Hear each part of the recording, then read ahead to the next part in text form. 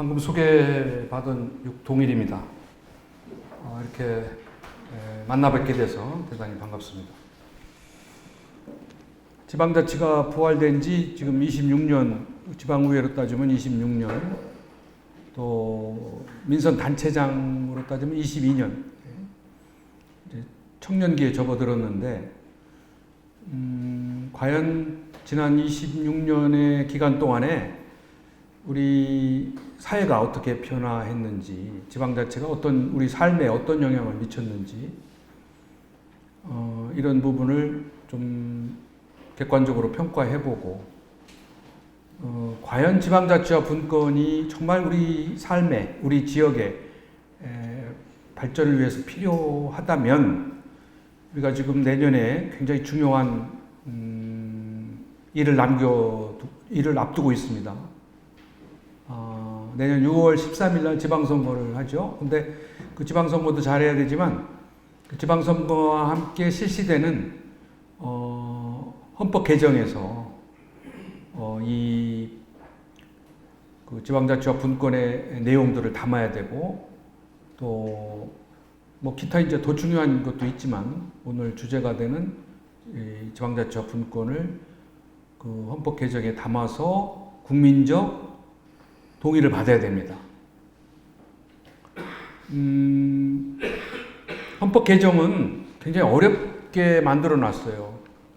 아시다시피 국회의원 과반수가 발의를 해야 되고, 또 국회의원 3분의 2가 찬성을 해야 돼요. 과반수 찬성도 굉장히 어려운 거잖아요. 지금 현재 우리나라 국회의원들, 정당 간의 국회의원들이 서로 이렇게 합의가 잘 되지 않습니다. 지난 국회도 그렇고, 이번에도 그 국회 선진화법이라는 거, 그런 거는 이제 5분의 3을 통과해야 되는 그런 상황에서, 뭐 그 전에 이제 하도 싸우는 동물국회, 폭력이 난무하는 동물국회를 없앤다고 선진화법을 만들어서 일방적인 다수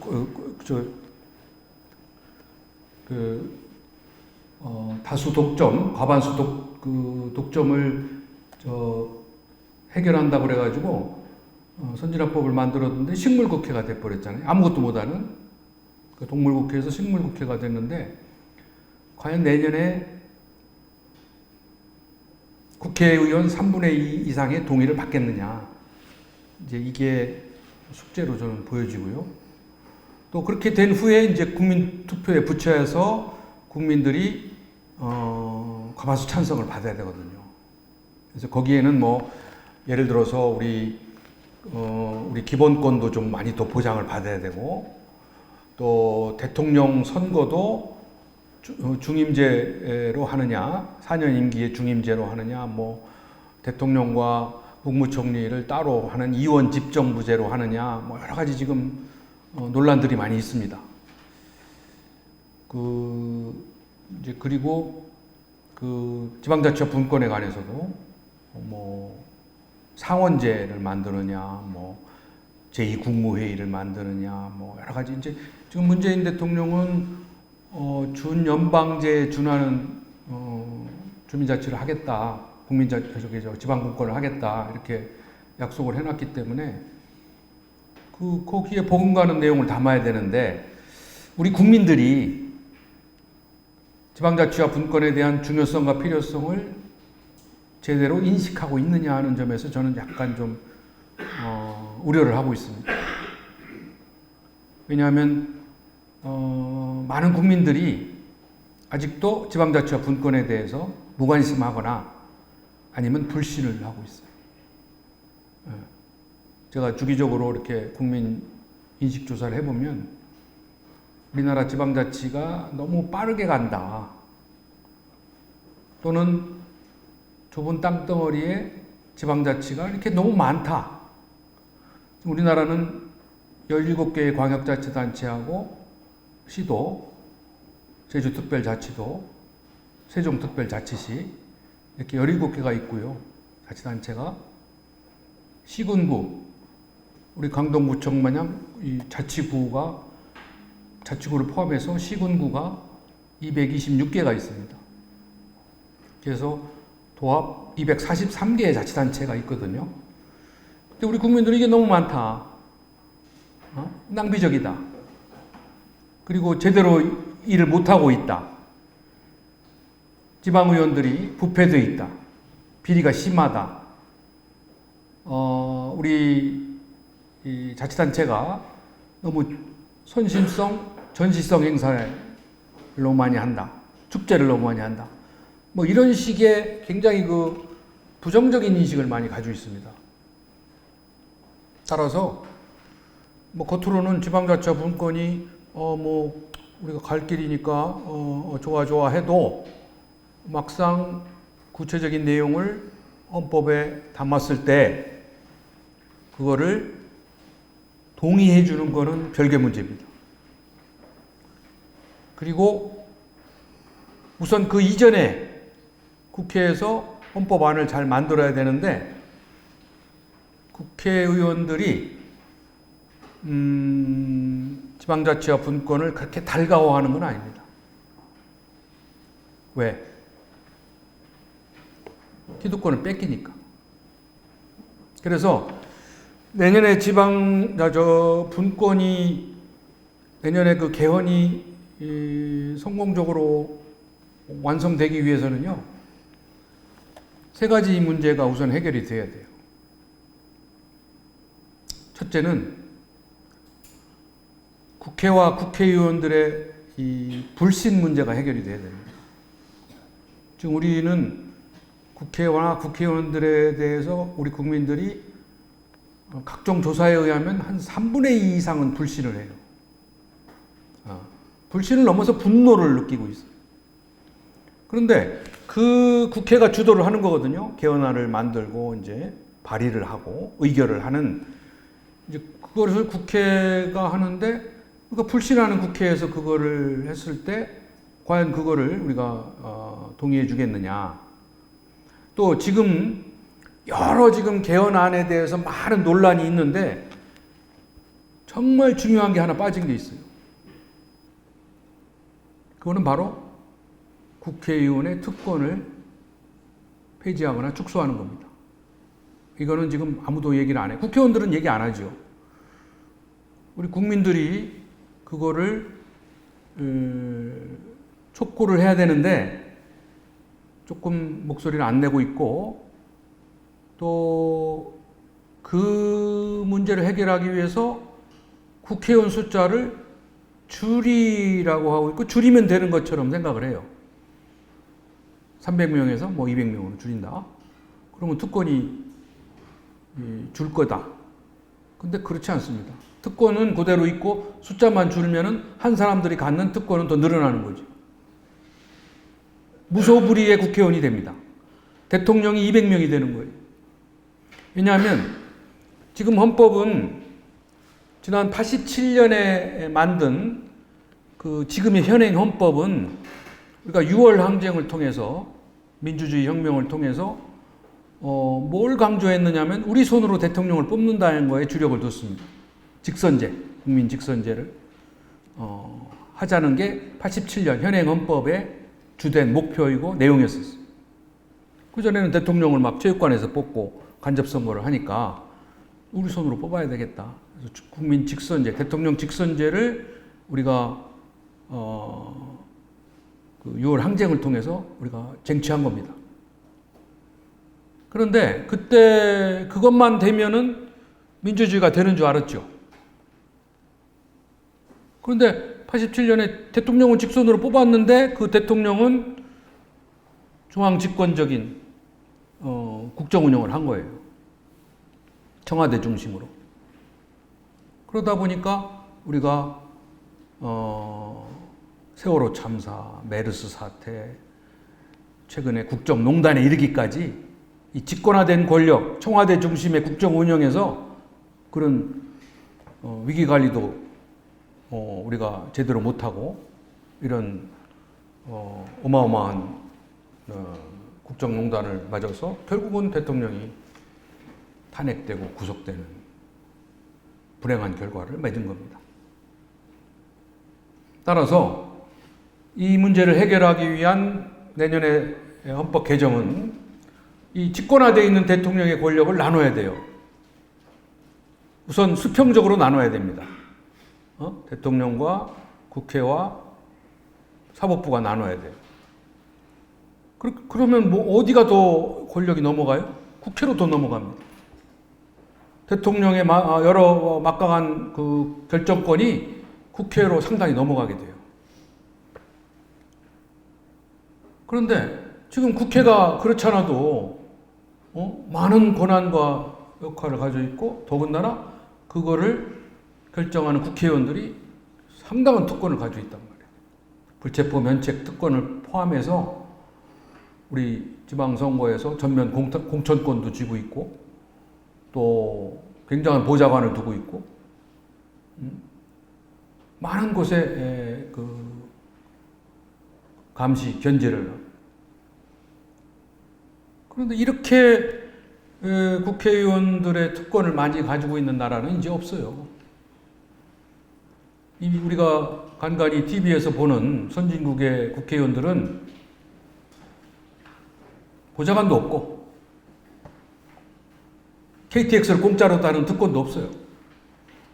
전부 자전거 타고 공공버스 타고 국회 내에서 잠자고 오직 국민들을 위해서 봉사하는 국회의원들이 선진국 국회의원들입니다. 그들이 지향하는 특권, 그들이 갖고 싶어하는 특권이 있다면 그거는 국민들로부터의 신뢰와 존경입니다. 그 특권을 위해서, 그 특권을 갖기 위해서 모든 걸 내려놓고 봉사하는 거예요. 그렇기 때문에 선진국 국회의원들은 그 대신 보좌관이 없고 하니까 전문성이 요구되고 하는 부분에 대해서는 그 국회가 전문화되어 있는 거예요. 국회가. 그 국회의원을 보좌하는 연구소도 있고 도서관도 있고 거기서 그 양질의 정보를 만들어서 준단 말이에요. 그러니까 국회의원을 보좌하는 제도는 더 발전이 돼 있죠. 우리 같이 보좌진이 아니라 비서관이나 무슨 이런 게 아니라. 그래서 우리도 그렇게 가지 않으면 이 문제를 해결하지 못한다. 권력이 대통령이 쥐나 국회의원이 다 쥐나 이렇게 되면은 이게 상호 견제 균형이 이루어지겠어요? 권력이 모이는 곳에서는 또 부패가 되고 썩고 비리가 들끓는 거죠. 이제 그래서 그러한 수평적인 분권이 내년에 이루어진다. 그런데 입법 국회가 막강해지니까 그걸 어떻게 견제하고 그들에게 어떻게 책임을 묻겠느냐. 지금 국회의원들은 우리 국민들이 책임도 못 물어요. 국민 소환권도 없습니다.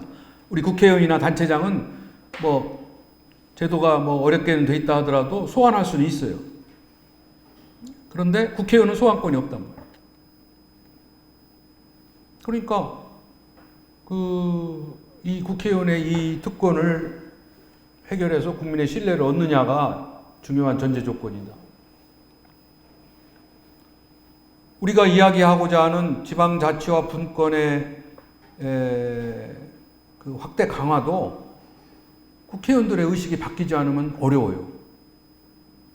국회의원들이 지방자치와 분권을 달가워하지 않는단 말이에요. 단체장과 지방의원들이 이 권한을 갖는 것을 원치 않아요. 경쟁 대상자가 되기 때문에. 또 자치경찰제도 싫어해요. 자치경찰제를 실시하면은 단체장들이 권한이 커지니까 자기네들이 상대적으로 견제를 받는다. 또 자기네들의 기득권이 이제 위축이 된다. 이런 생각에서 국회의원들은 자치와 분권에 대해서 별로 달가워하지 않습니다. 겉으로는 찬성하면서도 속으로는 원치 않아요. 그래서 그러한 문제를 해결하지 않으면 지방자치와 분권도 어렵다. 이를테면 정당 공천권도 지금은 전면 정당 공천제를 하잖아요. 이 국회의원의 아주 유용한 특권입니다. 국회의원들은 뭐 이 공천권을 가지고 지방자치를 장악하고 있어요. 그리고 그것 때문에 우리 지방자치가 정당에 종속이 돼요. 또 지방의원들의 공천권 때문에 지방의회가 제 역할을 못하고 있어요. 또 여성들도 뭐 공천을 받기 때문에 그 여성들의 의원 비율이 조금 늘어난 건 사실이지만 그 비례 공천을 받기 위해서는 정말 눈물겨운 봉사를 해야 돼요. 능력 있다고 전문가라고 공천을 안 줍니다. 가진 수발을 다 들어야 돼요. 근데 그러한 문제를 해결하지 않고 지방자치와 분권이 잘 되기를 바라는 것은 있을 수 없습니다. 그래서 국회의 불신 문제를 어떻게 해결하느냐. 두 번째는 이 여야 간에 합의를 이루어서 개헌안을 내놓겠느냐 하는 거죠. 이게 쉽지 않단 말이에요. 지금 뭐 여야 간에 지금 뭐 합의가 됩니까? 협치가 됩니까? 그렇다면 결국은 안 내놓을 수 없다면 결국은 양자의 당리당략적인 차원에서 합치되는 것만 내놓겠죠. 합의가 되는 것만. 그랬을 때 이 개헌안의 내용이 제대로 담아지겠느냐 하는 문제가 있는 거죠. 그 다음에 세 번째는 이제 국민적 공감대 형성입니다. 국민들이 합의와 동의를 하겠느냐, 과반수 이상이. 지금 그 헌법 개정안에 대해서 뭐 굉장히 많은 지금 갈등이 심화되고 있습니다.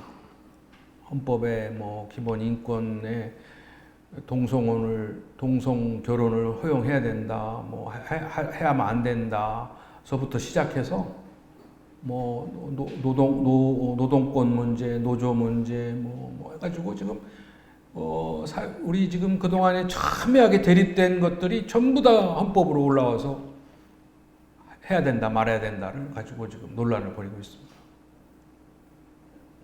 그러니까 이 첨예한 이 이슈들에 대해서 과연 국회에서 그거를 가뜩이나 조정과 갈등 해소를 못하고 있는 국회에서 그거를 합의로 담아내겠느냐 문제가. 그리고 아까 처음에 모두의 말씀대로 우리 국민들이 과연 여기에 관심을 가질 수 있겠는가, 관심을 갖고 올바른 판단을 할 수 있겠느냐. 국민들은 무관심하거든요. 좀 먹고 살기 바빠서 개헌 문제를 뭐 고민하고 뭐 관심을 가질 겨를이 없습니다. 이제 그 틈을 노려가지고 이제 모든 게 잘 안 될 수 있겠죠. 그래서 저는 그런 걸 염두에 두고 오늘 첫 번째로 말씀드리고 싶은 내용이 그동안에 우리 지방자치와 분권이 어떤 사회 변화를 가져왔느냐.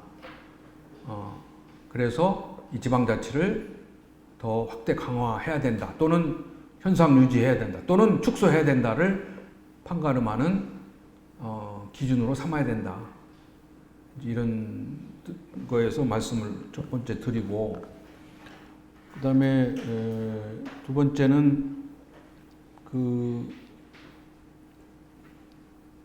앞으로 우리 지역이 어떤 미래 환경의 변화를 맞이하겠는가.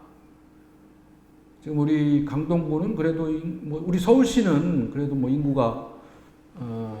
인구 소멸, 인구 고령화 이런 문제에 조금은 고민이 덜할지 모르지만 지방은 심각합니다.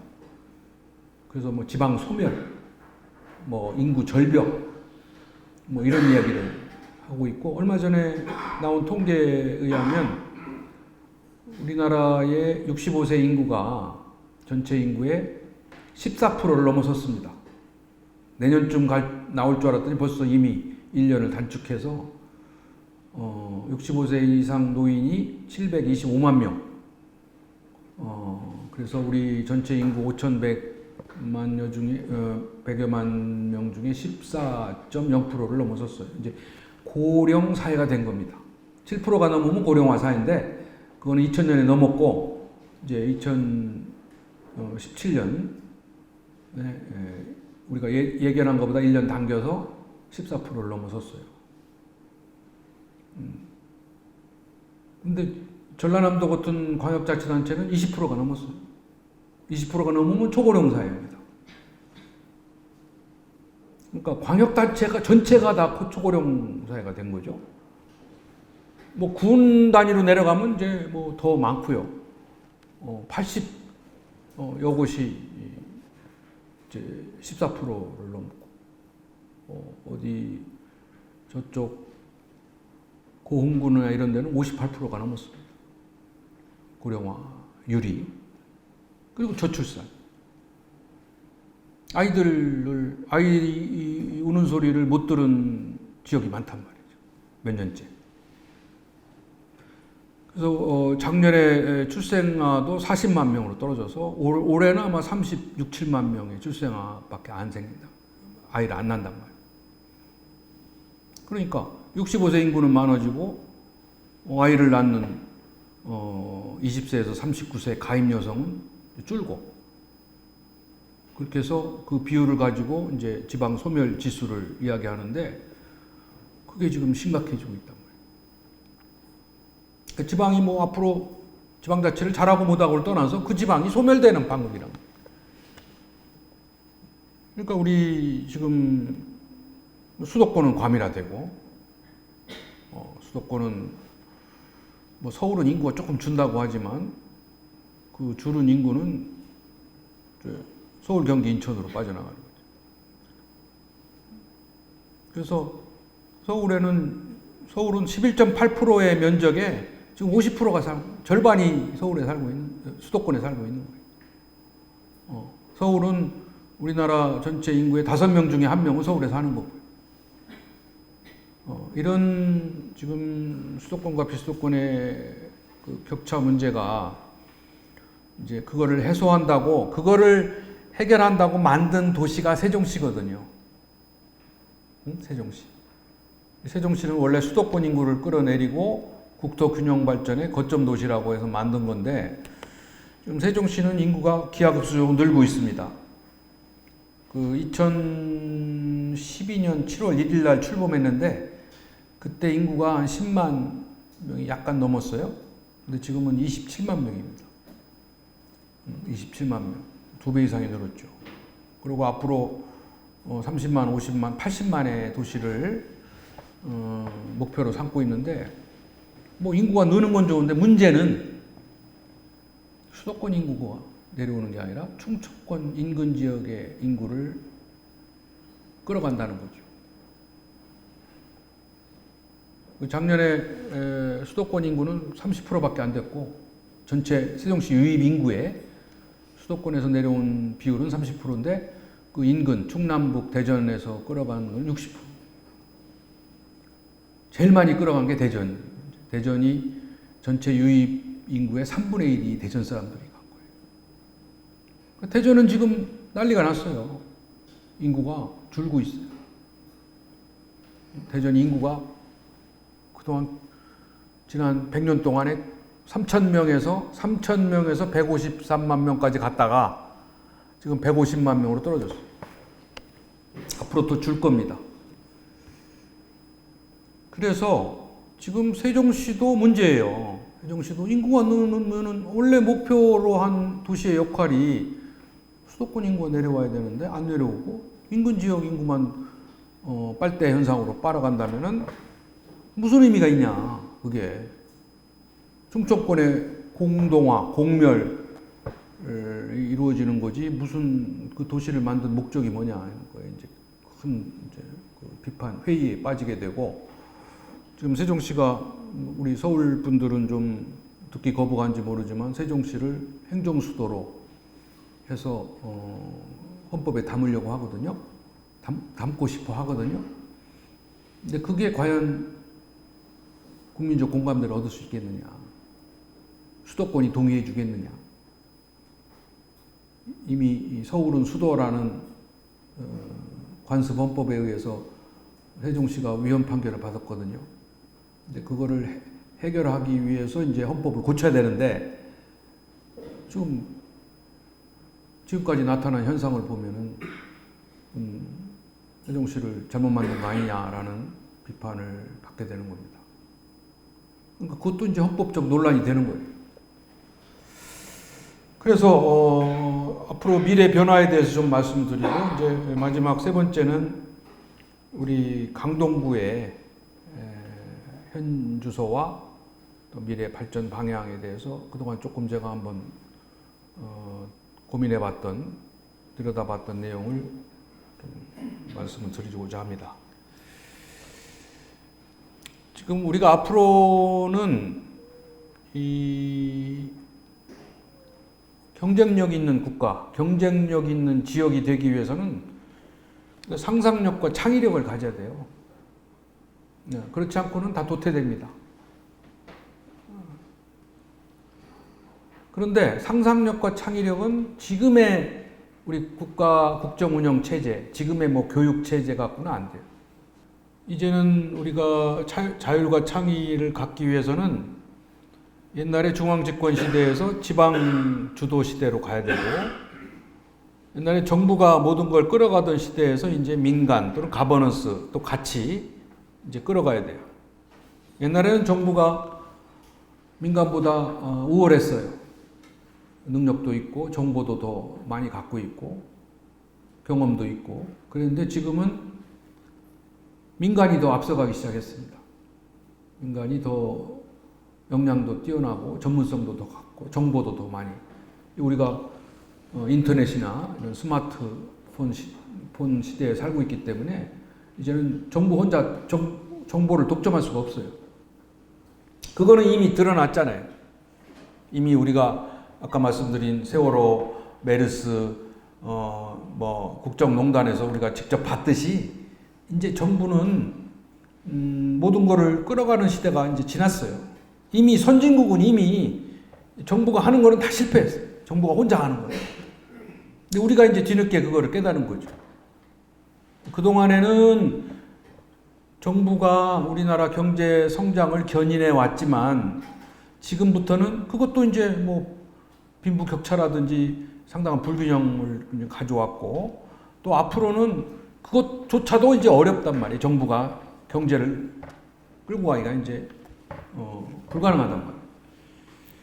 따라서 이제는 우리 민간이 끌어가야 되고, 옛날에는 뭐 획일적인 거를 가지고 했지만 지금은 다양성을 찾아야 되고, 효율성과 함께 이제 이 형평성을 우리가 중요한 가치로 생각하는 그런 시대의 변화를 갖고 있는데, 그러기 위해서는 지방과 민간이 주도하고 정부와 중앙은 지원하는 패러다임으로 바뀌어야 된다는 거죠.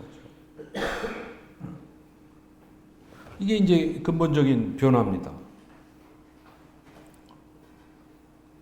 그런데 여전히 우리는 중앙이 이 80%를 쥐고 있고 지방은 20%만 갖고 지금 지방자치를 하고 있단 말이에요.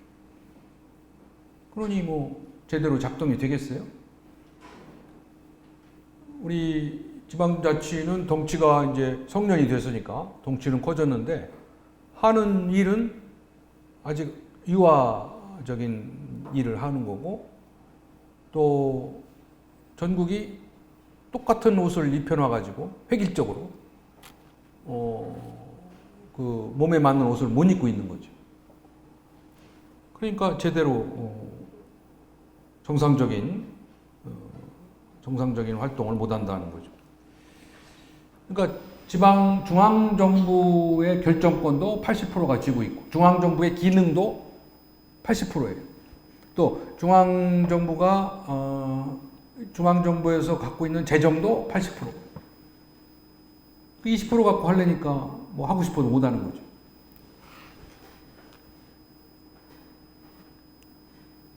그래서 이렇게 우리 사회는 위기를 겪고 있다, 이런 얘기고요. 쭉 보고 이제 이 지방자치라고 하는 거는 일정한 지역, 강동구의 구민들이 우리 강동구청을 구성해서, 강동구청이 지방자치단체이기 때문에 구청장을 직선해서 집행기관을 만들고 그걸 견제하는 구의원을 뽑아서 강동구 의회를 만든 거예요. 그게 이제 강동구청이죠. 국가의 감독을 받아야 됩니다. 국가로부터 독립된 왕국이 아니에요. 국가의 지도 감독을 받아서 우리 강동구청 안에 공동 문제, 공공의 문제를 자기 부담에 의해서 자기가 돈도 내고 자기가 참여도 하고 봉사도 해서 스스로 직접 처리하거나 대표자를 통해서 처리하는 활동이나 제도를 지방자치라고 하는 거예요. 그러니까 여기에는 구역도 있어야 되고 주민도 있어야 되고 지방자치단체도 있어야 되고 또 자기가 부담하는 게 원칙이고 또 주민들의 참여와 통제가 있어야 되고 또 같이 협력을 해야 되는 그런 것들이 다 포함되어 있습니다. 그러니까 지방자치는 쉽지 않아요. 남이 해주는 게 아니에요. 내가 다 해서 책임을 져야 되니까 쉽지 않아요. 그러니까 여러 가지 문제점과 이제 여러 가지 할 일이 많이 있는 거죠. 남이 해주는 게 아니니까. 그래서 이 지방자치를 잘 하려면은 5가지가 충족이 돼야 됩니다. 5가지의 요소가. 지방자치의 DNA 구조가 5개가 있어요. 이게 여기 나와 있는 A, B, C, D, E 이렇게 5개가 있어요. 외우기 쉽게. 그래서 여기 A라고 하는 거는 자율성을 말하는 거예요. 오토노미엄, 자율성. 이 자율성을 가지려면 3가지가 또 충족이 돼야 돼요. 첫 번째는 제도적 자율성이 있어야 되죠. 옛날에는 우리 강동구청은 중앙정부가 결정하는 거를 집행만 하는 일선기관에 불과했었어요. 그런데 지방자치를 함으로써 지방자치단체가 된 거죠. 주민의 대표들로 의해서 구성이 되고 또 지방자치단체는 스스로 재산도 소유할 수 있고 스스로 계약도 체결할 수 있고 이러한 능력을 갖고 있습니다. 옛날에는 불가능했죠. 그래서 이제 제도는 우리가 갖춰놨어요. 지방의회도 있고 다 제도는 갖춰놨는데 이 제도만 있다고 해서 지방자치가 되는 게 아니라 그 제도가 운영될 수 있는 권한을 줘야 되거든요. 권한. 그걸 지방자치권이라고 합니다. 거기에는 스스로 법을 만들 수 있는 자치입법권, 스스로 조직과 인사를 결정할 수 있는 자치조직권, 스스로 처리하는 사무가 있어야 되는 자치행정권, 스스로 재원을 조달하고 관리할 수 있는 자치재정권. 이거를 4대 권한이라고 해요. 자치입법권, 조직권, 행정권, 재정권. 거기다가 플러스해서 요즘에는 스스로 계획을 세우는 자치계획권까지 추가를 하기도 합니다. 근데 이제 우리 지방자치 문제는 제도는 갖췄는데 권한을 안 주는 거예요. 스스로 법을 만들 수 있어야, 조례를 만들 수 있어야 주민들의 권익이라든지 지역 발전을 할 수 있는데 그 조례를 만드는 거를 다 법령의 범위 안에서만 하도록 제한을 두고 있어요. 법령, 그러니까 법률과 뭐 대통령령, 뭐 총리령, 부령 이런 명령에 속에서만 할 수 있게끔 제약을 뒀기 때문에 뭐 할 수가 없죠. 또 아까 얘기한 자치 행정권, 자치 사무가 우리가 아직 20%, 21%, 22%밖에 안 돼요. 나머지는 다 국가 사무예요. 또 자치 재정권, 아까 말씀드렸죠. 국세와 지방세의 비율이 8대2, 80%대 20%예요. 그리고 지방 재정 자립도는 자꾸 나빠지고 있고. 스스로 자체 수입으로 지방세를 가지고 공무원 월급을 줄 수 없는 자치단체가 125개나 돼요. 그러니까 이제 이할자치 뭐 이런 소리를 듣고 지방자치가 지금 제대로 성과도 낼 수 없을 뿐만 아니라 국민들로부터, 주민들로부터 불신을 받는 요인이기도 합니다. 그래서 이제 아까 그 헌법에 이 지방자치권을 헌법에 보장해 줘야 된다는 얘기가 나오는 거예요. 자치입법권을 보장하고 자치재정권을 보장해 줘야 된다. 그게 없이는 지방자치가 안 된다. 다 법률로 위임해 놓고 법령의 범위 안에서 해놓으니까 아무도 그거를 해결 안 해준다. 그 다음에 세 번째는 그 주민들의 자치의식이 있어야 됩니다. 자치의식이 있어야 돼요. 그런데 우리는 지금 권리의식만 높아졌어요. 권리의식. 우리 지역의 우리 이웃의 권리를 우리가 보호해야 된다. 지켜야 된다. 아니면 확대해야 된다라는 권리의식은 높아졌어요. 그것도 중요한 자치의식입니다. 옛날에는 그런 목소리도 낼 수 없었죠. 그냥 시키는 대로 할 수밖에 없었죠. 국익을 위해서 우리 지역의 이익은 희생되거나 유보되는 경우가 그때 종전의 시대에 비일비재하게 있었습니다. 그러나 지금 지방자치 때는 우리가 그거를 당당하게 요구를 하고 지킨단 말이에요. 근데 문제는 그런 권리의식을 주장하는 건 좋은데 다른 이제 그 권리를 보호받고 권리를 향유하려면 거기에 따른 책임의식이 뒤따라야 되거든요. 책임의식. 그걸 지키려면 거기에 자기가 그만큼의 부담을 져야 되고 또 내 권리가 중요하면 다른 사람 권리도 중요한 책임의식이 있어요. 근데 우리가 그 책임의식을 아직 높이지 못했고 세 번째는 공동체의식이 있어야 돼요. 우리 지역민들이 같이 공동체를 구성해서 같이 봉사하고 지역에 관심을 가지고 참여하고 이런 시티즌십, 시민의식, 자치의식이 우리가 아직 갖추지 못했습니다. 그건 지방자치 한다고 저절로 올라가는 건 아니에요. 많은 투자가 필요합니다.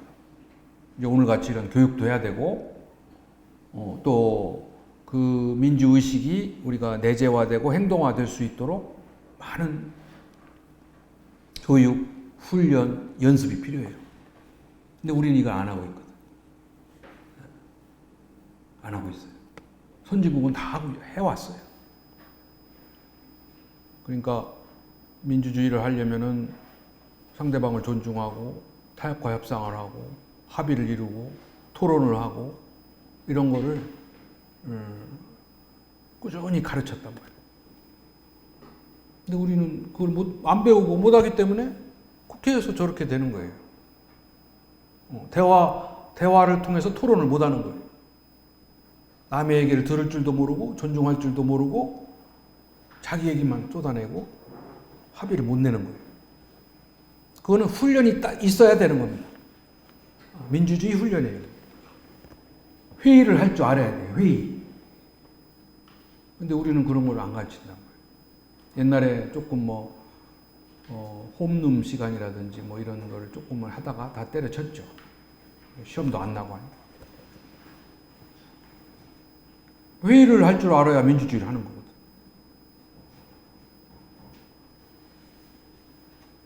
그래서 이 자치의식을 우리가 가져야 되고 두 번째가 선거입니다. 지방선거. 근데 우리가 우리가 지금 직접 선거도 하잖아요. 주민 투표도 하고, 주민 소환도 하고, 주민 소송도 하고, 이런 선거도 하고, 또 대표자를 뽑는 선거도 하잖아요. 지방선거를 하잖아요. 근데 우리가 지난 기간에 7번의 지방선거를 했어요. 그런데 그 지방선거가 아직 정상적으로 되어 있지 않아요. 지방선거는 이러한 기능을 수행해 줘야 됩니다. 대표를 잘 선출해 줘야 되고, 지역을 통합시켜야 되고, 또 좋은 정치 교육의 장이 돼야 되고, 그래서 주민들이 쌓인 욕구불만을 해소시켜주고, 또 후보자들이 그 직을 맡아도 될 만큼 후보자들을 육성시켜주는 기능을 해야 돼요. 선거를 잘 하면은 그 사람이 많은 것을 배우고, 또 많은 유권자들과 교감을 하고, 또 정책을 개발하고, 공약을 다듬고, 이렇게 해서 그 지위를 맡을 만한 역량을 갖게끔 해주는 거예요. 이게 선거의 중요한 역할입니다. 근데 우리는 그동안의 선거가 전부 올바른 대표도 정당 공천제를 제대로 안 했기 때문에 올바른 대표도 선출을 못 했고, 우리를 대신해서 우리가 후보를 내놓는 것보다 정당이 너네들이 잘 파악하고 잘 분석해서 좋은 후보를 내놓으라고 해서 우리가 공천권을 허용해 준 거거든요. 근데 이 사람들이 뭐 헌금 받고 뭐 나눠 먹고 뭐 해가지고 공천권을 제대로 안 해줬단 말이에요. 그러니까 중도에 하차하고, 공천 헌금 받으면 그 뽑힌 사람이 선거 자기 재임 기간에 또 돈 받아서 메우려다 보니까 부패 비리가 생기고 이런 게 된 거예요. 그러니까 그리고 정당 공천을 뭐 하는 것까지는 좋은데 잘못하면 책임을 져야 되거든요, 정당이. 예컨대 정당 공천을 잘못해가지고 그 사람이 중도 하차했어요. 비리, 부패, 불법에 의해서. 그러면 재보궐선거를 해야 되거든요, 지역에서. 그 재보궐선거의 비용은 지금 누가 되고 있어요? 지역 주민이 된단 말이에요. 그 말이 됩니까? 잘못한 정당에서 내야지. 또 잘못한 정당은 다음 그 선거에 공천을 하지 못해야지. 공천을 하지 못하게 해야지. 이런 페널티를 줘야 된단 말이에요. 그래야 제대로 공천을 하는 거잖아요. 정당 공천제를 해야 되는데 우리는 그것도 안 한단 말이에요. 그러니까 공천을 우리가 맡길 이유가 없죠. 돈도 안 되고 책임도 안 지고. 뿐만 아니라 정당이 공천에 개입하는 가장 중요한 명분이 책임 정치를 하겠다는 거거든요. 잘못된 거에도 정당이 책임지겠다. 그런데 우리나라의 정당은 평균 수명이 채 4년이 안 됩니다. 44개월이에요. 그러니까 우리가 이번에 공천한 사람을 정당에서 공천해서 잘했거니 하고 표를 줬어요.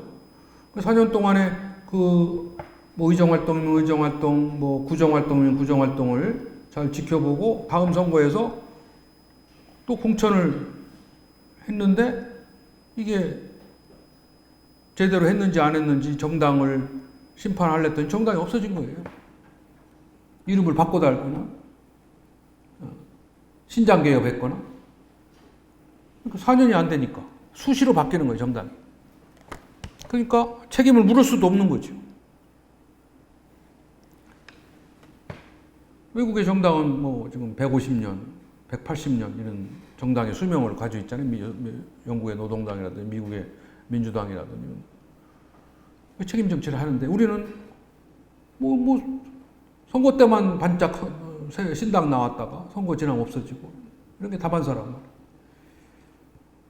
그러니까 이런 정당의 수준을 가지고 정당 공천을 할 자격이 있느냐 이겁니다. 설령 그래도 정당 공천을 그래도 하고 싶다면 책임을 져라. 이게 안 되기 때문에 지금 이 문제가 선거가 제대로 안 되고 그들이 공천해놓고 우리 유권자들에게 늘 이슈로 던지는 게 뭐냐면 정권을 심판하자, 중간평가하자. 또는 뭐 야당 평가하자.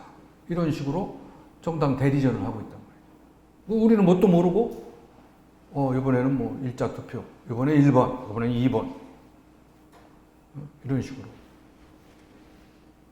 그렇게 하다 보니까 정당 공천을 하지 않는 교육감 선거까지 일자 투표로 하다 보니까 그게 로또 선거가 된 겁니다.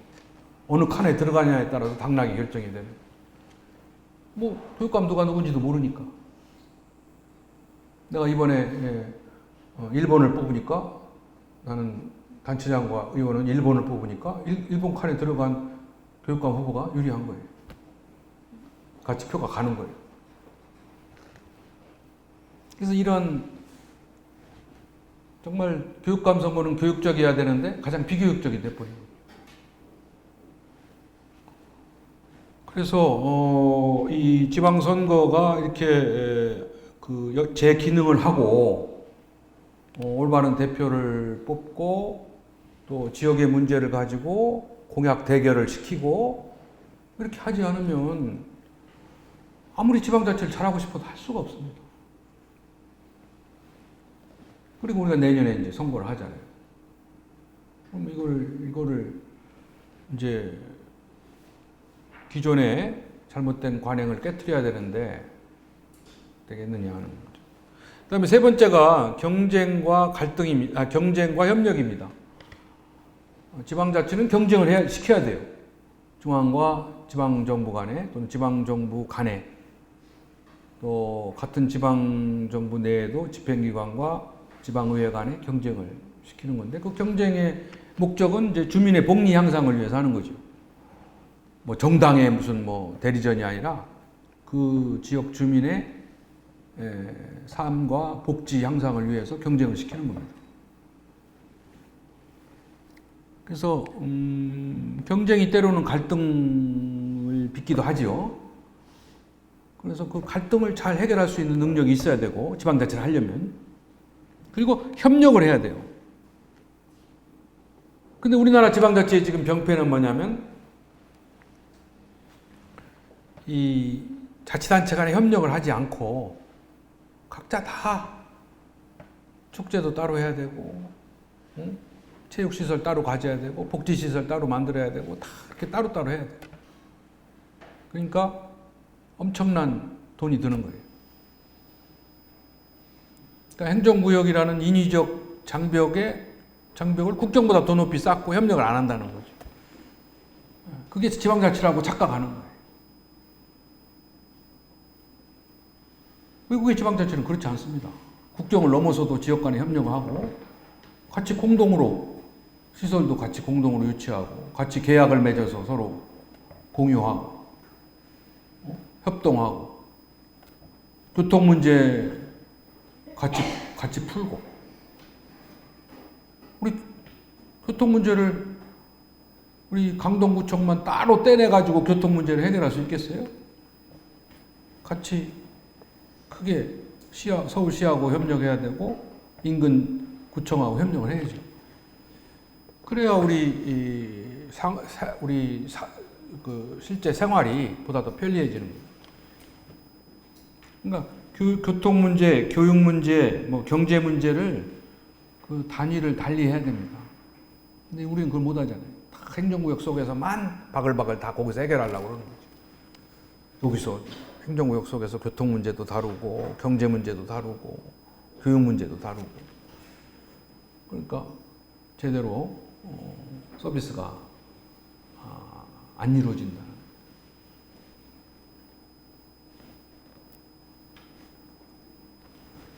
그 다음에 네 번째가요. 이 분권은 중앙에서 지방으로의 권한이 이양되는 것만이 다가 아닙니다. 우리는 지금 이것도 못하고 있죠, 물론. 아까 중앙이 80%, 지방 20%. 이건 주로 중앙정부와 지방정부를 말하는 거예요. 그러나 이게 여기서 다 해결되는 게 아니라 분권은 더 나아가서 위에서 아래로 분권이 이루어져야 됩니다. 이를테면 중앙정부의 권한이 내려와서 지방자치단체의 장에게 다 집중되면 그거는 지방 독재예요. 장한테 지방으로 내려서 장만 다 가지면 이게 지방분권이 됐다 생각하면 큰 착각입니다. 근데 우리는 아직 거기까지는 미치지 못하고 있죠. 위에 있는 권한이 실무자, 그 담당하는 부서까지 내려와야 돼요, 결정권이. 그래야 주민들과 가까이 이루어질 수 있죠. 뿐만 아니라 이거는 관관끼리 얘기잖아요. 관관 속에서의 분권을 이야기하는 건데 사실은 관이 가지고 있는 권한을 민으로 많이 이양을 해야 됩니다. 민으로 넘겨야 돼요. 그래서 민이 결정할 수 있는 권한이 있어야 주민자치가 이루어지는 거죠. 다 관에서 결정하고 민은 따라와라고 하면은 그게 중앙정부든 지방정부든 지방자치는 아니죠. 그러니까 지방자치가 갈 궁극적인 길은 주민자치예요. 주민들의 자치 기능을 줘야 된단 말이에요. 근데 우리는 지금 시군구라는 기초자치단체의 규모가 너무 크기 때문에 주민자치가 어렵고, 그래서 우리가 읍면동, 동해 자치를 주기 위해서 주민자치센터를 만들었는데 주민자치센터는 자치기능보다는 문화, 여가, 취미활동하는 곳으로 변질이 돼 있죠. 그렇죠? 그래서 이거를 이제 주민자치회를 만들어서 정말 자치기능을 주자라는 지금 새로운 이제 제도 변화가 있는데 어디까지 될런지는 모르겠어요. 읍면동과 얼마만큼 이제 지금 뭐 시범 실시는 중인데 이제 읍면동을 없애냐, 읍면동을 보자기구로 하느냐, 뭐 이런 여러 가지 지금 논란이 있습니다. 그러나 이론적으로 우리 지방자치는 관에서 민으로 결정권을 이양해서 주민들이 결정할 수 있는 권한을 갖게 해줘야 된다.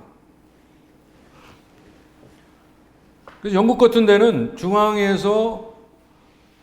결정권이 지방으로 내려가는 것도 있지만 중앙에서 직접 민으로 넘기는 것도 있어요.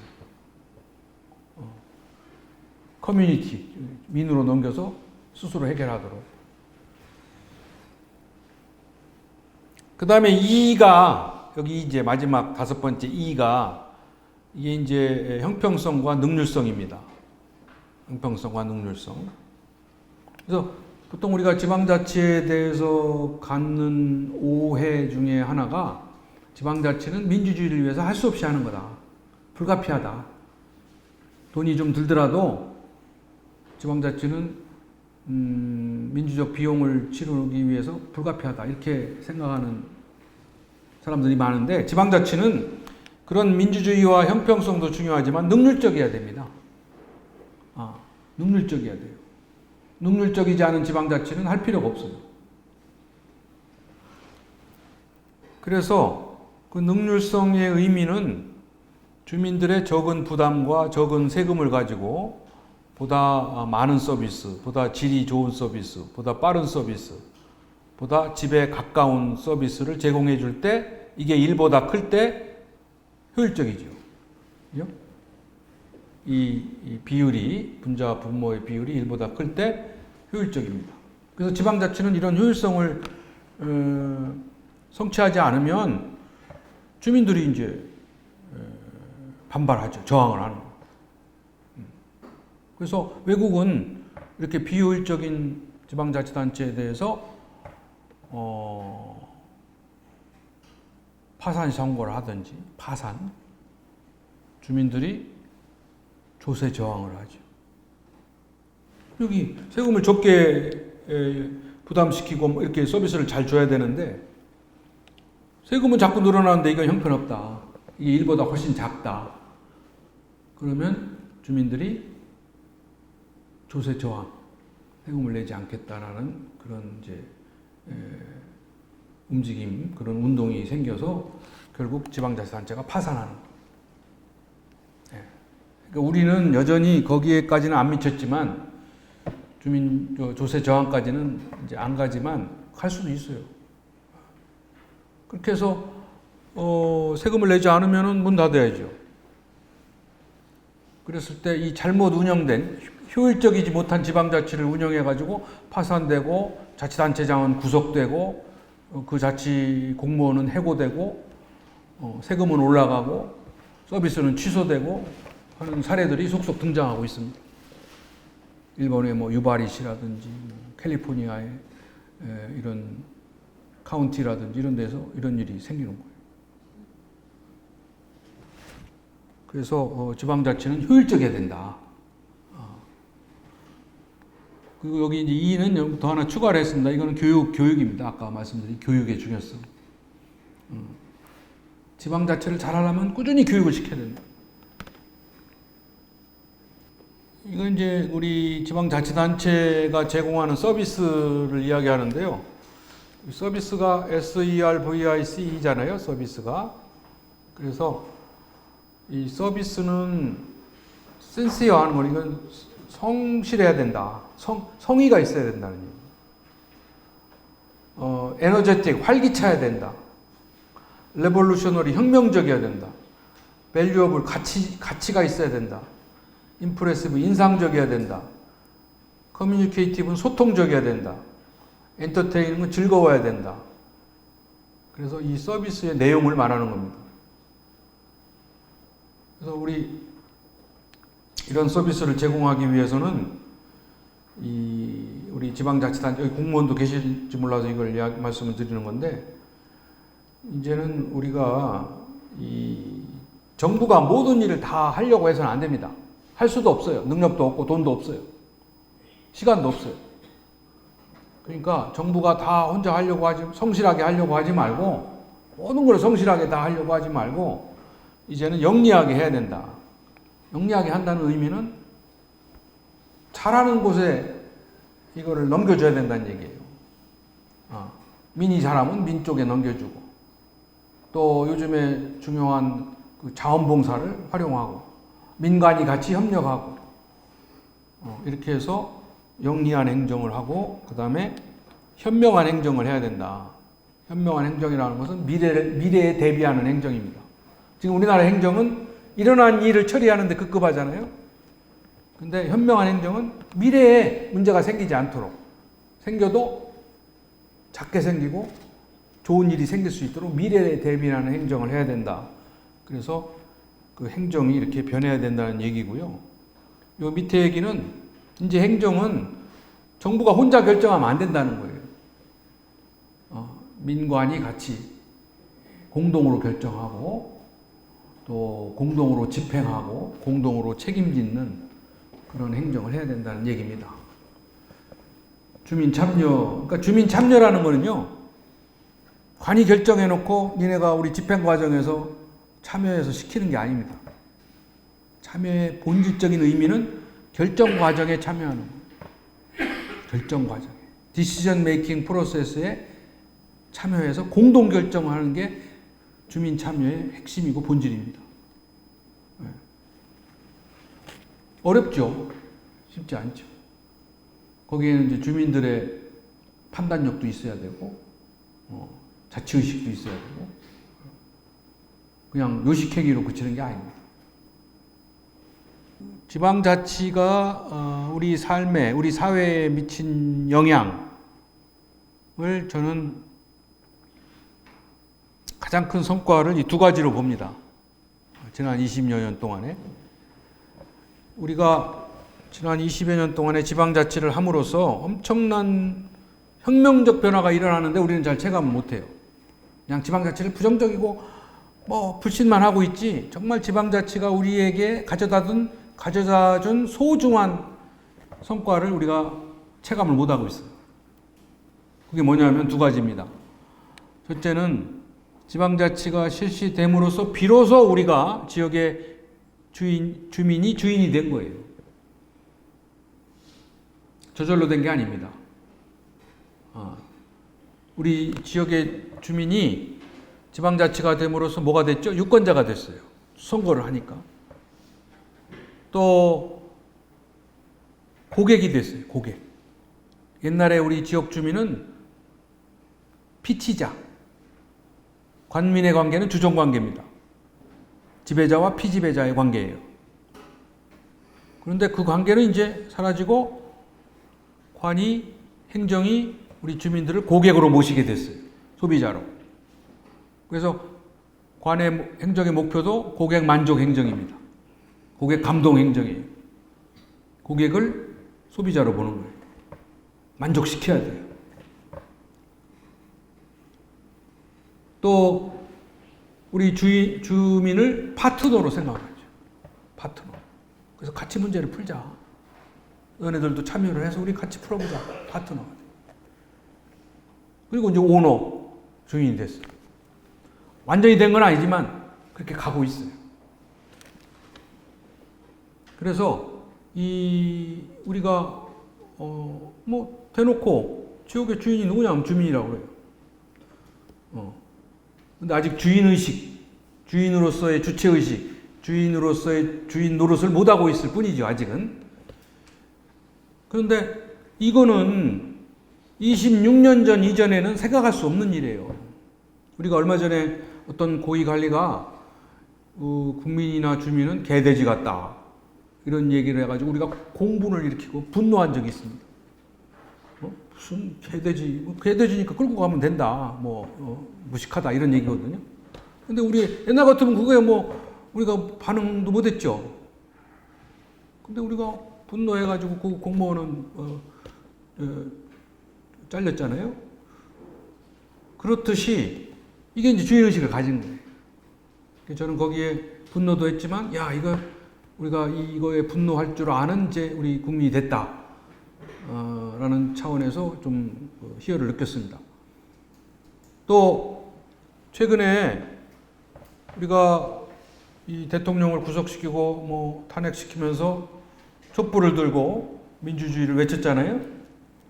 그러면서 우리가 했던 얘기가 대한민국의 주권은 국민에게 있고 모든 권력은 국민으로부터 나온다라는 국민 주권 사상을 이야기했고 그게 이제 촛불로 승화됐습니다.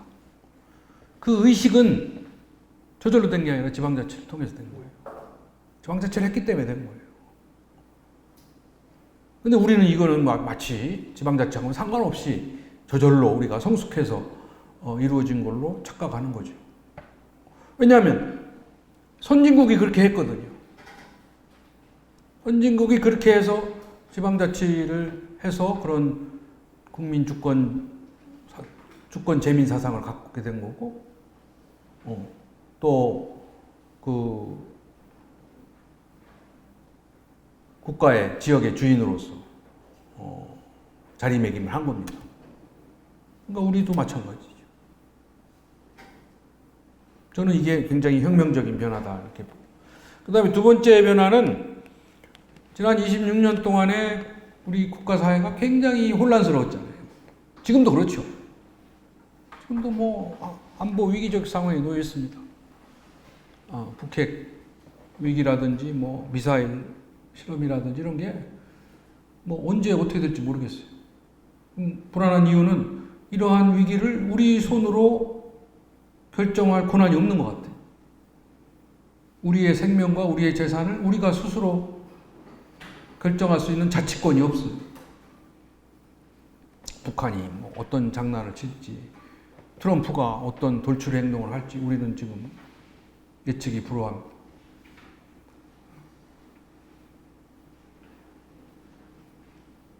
북한의 김정은은 이 속된 고수도부로 치면은 완전히 쓰리고에 뭐에 다 지금 다 걸고 도박을 하는 것 같아요. 여태까지 계속.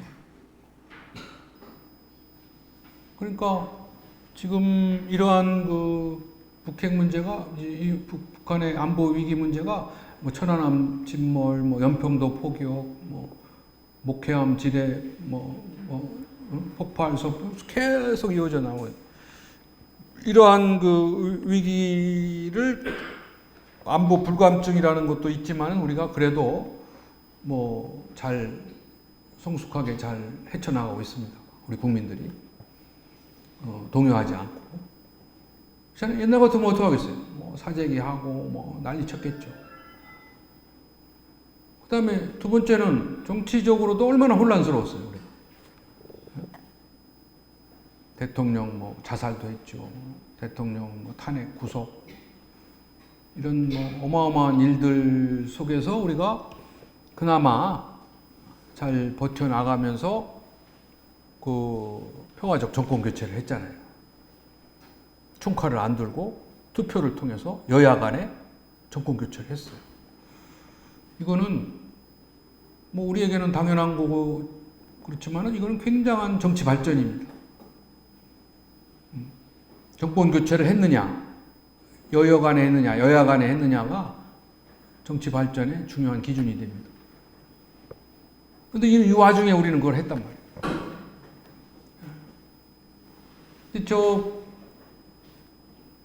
그동안에 그런 혼란기에 예컨대 북아프리카에 있었던 그 민주주의 혁명, 이른바 자스민 혁명, 거기에 리비아, 튀니지, 이집트 이런 나라들도 굉장한 정치 혼란과 불안을 겪었잖아요.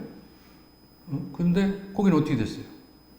평화적 정권 교체는 고사하고 그렇게 망하지 않을 것 같던 독재자들은 다 비참하게 최후를 맞이했고 그 나라들은 지금 아주 혼란에서 벗어나지 못하고 있습니다.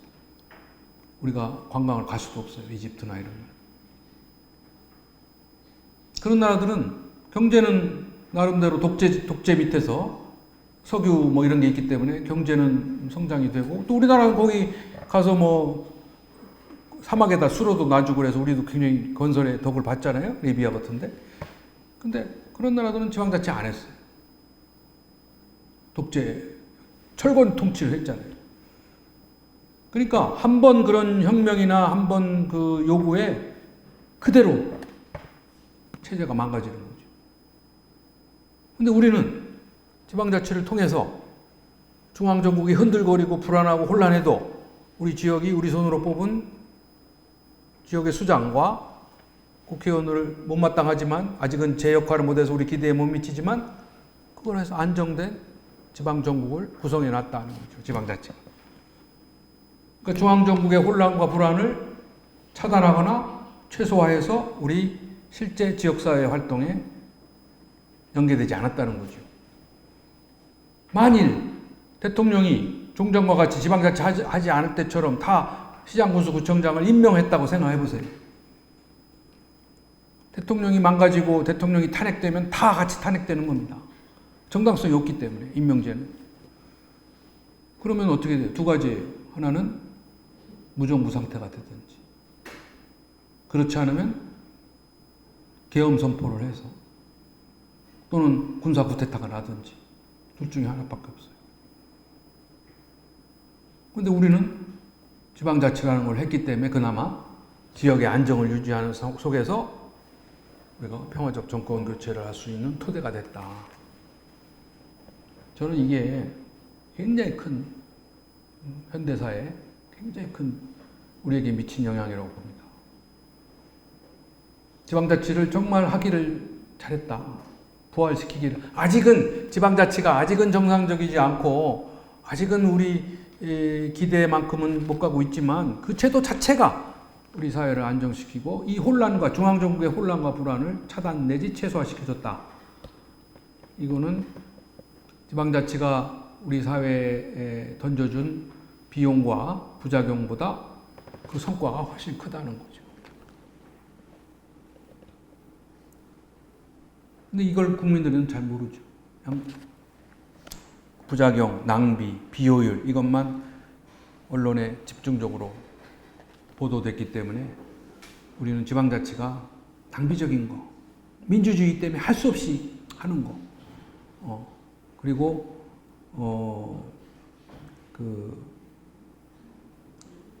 여태까지 해왔으니까 할 수 없이 그냥 하는 거, 뭐 이런 식으로만 생각한단 말이죠. 그래서 이 지방자치라고 하는 거는요, 이 두 가지만 보더라도 이게 우리 사회에 정말 중요하고 필요하다. 이걸 우리가 인식을 해야 된다. 그렇지 않으면 지방자치에 대해서 우리가 그 소중함을 모르게 된다면 지방자치를 뭐 할 필요가 없죠. 또 주민들이 지방자치가 아무리 좋은 성과를 내도 주민들이 무관심하고 주민들이 싫어하면 못하는 거예요. 주민들이 가꾸는 거지 누가 가꿔서 이 중앙정부가 이제 지방이 뭐 많이 컸다. 그러니까 우리 가지고 있는 권한과 결정권을 넘겨줄게. 이런 나라는 없어요. 다 주민이 투쟁을 통해서 쟁취한 지방자치 발전의 역사가. 이제 우리 내 삶을 내가 결정한다. 이거 내가 책임진다. 이게 자치예요. 그거가 쉽지 않잖아요. 여러분 개개인의 삶을 야 이제부터 네가 책임져. 네가 결정해. 이거 쉽지 않잖아요. 그게 이제 성인이 되는 건데 우리는 대학생들도 성인이 아니에요. 자기가 결정하고 자기가 책임을 못 져요. 자기 일에 대해서. 자기 미래에 대해서. 다 뭐 마마보이 같이 이제 뭐 엄마가 결정해주고 부모가 결정해주고 끝까지 나이가 40대 때까지 대학생은 고사하고. 근데 외국의 교육의 가장 큰 핵심은 자율성과 책임성입니다. 그리고 대학생이 되면은 그게 없으면은 성인이 안 되는 거예요. 근데 우리는 물론 이제 경제적으로 독립하기가 어렵고 취업하기가 어려우니까 부모님이 케어해주고 장가 갈 때도 케어해주고 해야 되는 우리 환경은 좀 다르긴 하지만 그러나 주체성을 가지려면 자율성과 책임성이 있어야 돼요. 통치만큼은 게 성인인가요? 그 의식이 있어야 되는데 우리는 그거를 못 갖고 있다. 그래서 그 대신 거기까지는 못 갔지만 지방자치 제도라는 토대만으로도 우리가 이런 혜택을 봤다. 다만 이제 문제는 그게 이제 그런 거는 있지만은 문제가 많은 건 사실이거든요. 아까 말씀드린 지방선거가 제대로 안 되고 있고 전국이 획일적인 지방자치 제도를 여전히 운영하고 있고 전국이 덩치가 크든 작든 농촌이든 도시든 똑같은 옷을 입혀놨단 말이에요. 옷에 맞춰서 하나는. 그러니까 그거 문제, 자치의식의 문제, 협력 부재, 또 역량 미학 이런 문제가 있어서 지방자치를 없애고 축소해서가 되는 게 아니라 이러한 문제를 해결해 나갈 수 있도록 역할과 권한을 줘야 된다. 그럴 때가 됐다, 이제. 우리가 성년. 그전에는 중앙정부가 계속 미뤄왔단 말이에요. 너네들은 아직 성숙하지 않고, 아직도, 스스로 독립적으로 해결할 수 있는 능력이 없으니까 조금 더 이따 줄게 했거든요. 근데 지금은 이제 그거를 받아낼 만큼의 이제 성인이 됐다는 거죠.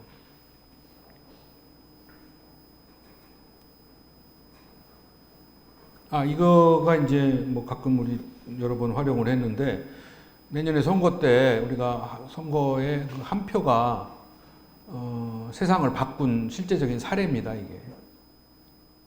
그래서 그 옛날 그리스 시대에는 직접 민주주의를 했잖아요. 아골라라는 광장에 모여가지고 토론을 통해서 결정을 하는 직접 민주주의를 했어요. 근데 어떤 회의에서 주제가 여성은 인간인가 동물인가 이게 주제였대요. 여성들이 해방된 게 얼마 안 됐습니다. 여성들은 정말 오랜 기간 수모를 많이 당했어요. 여성은 사람 취급을 못 받았어요. 애석하게도. 그래서 노예나 또 하여튼 여성들은 인권을 가진 지가 얼마 안 돼요. 귀족, 왕족이 아닌 이상. 그래서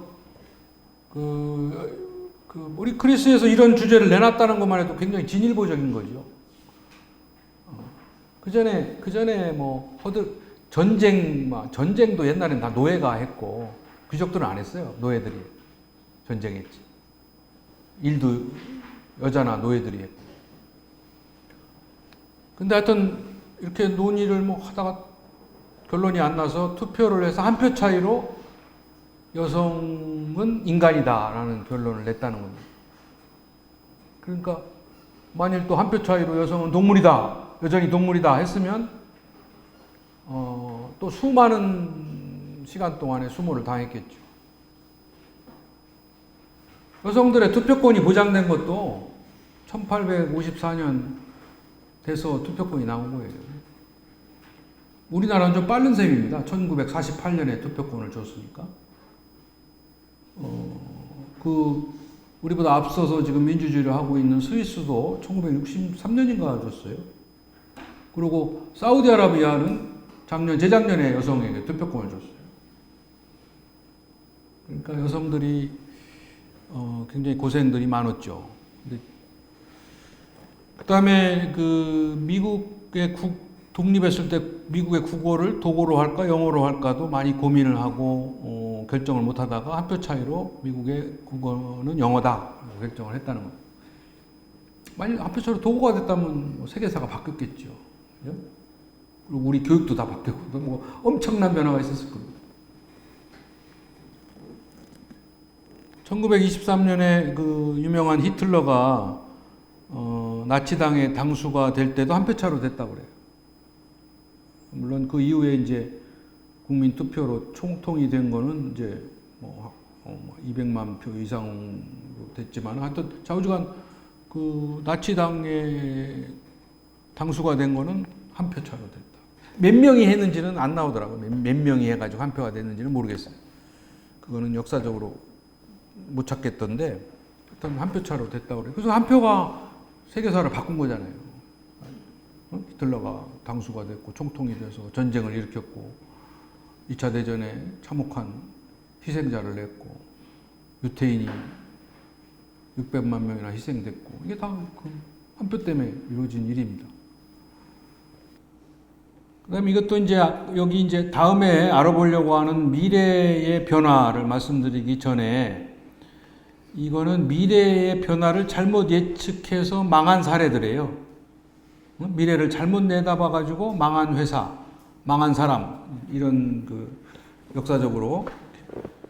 그래서 전화가 처음 발명될 때도 별로 대수롭지 않게 생각을 했어요.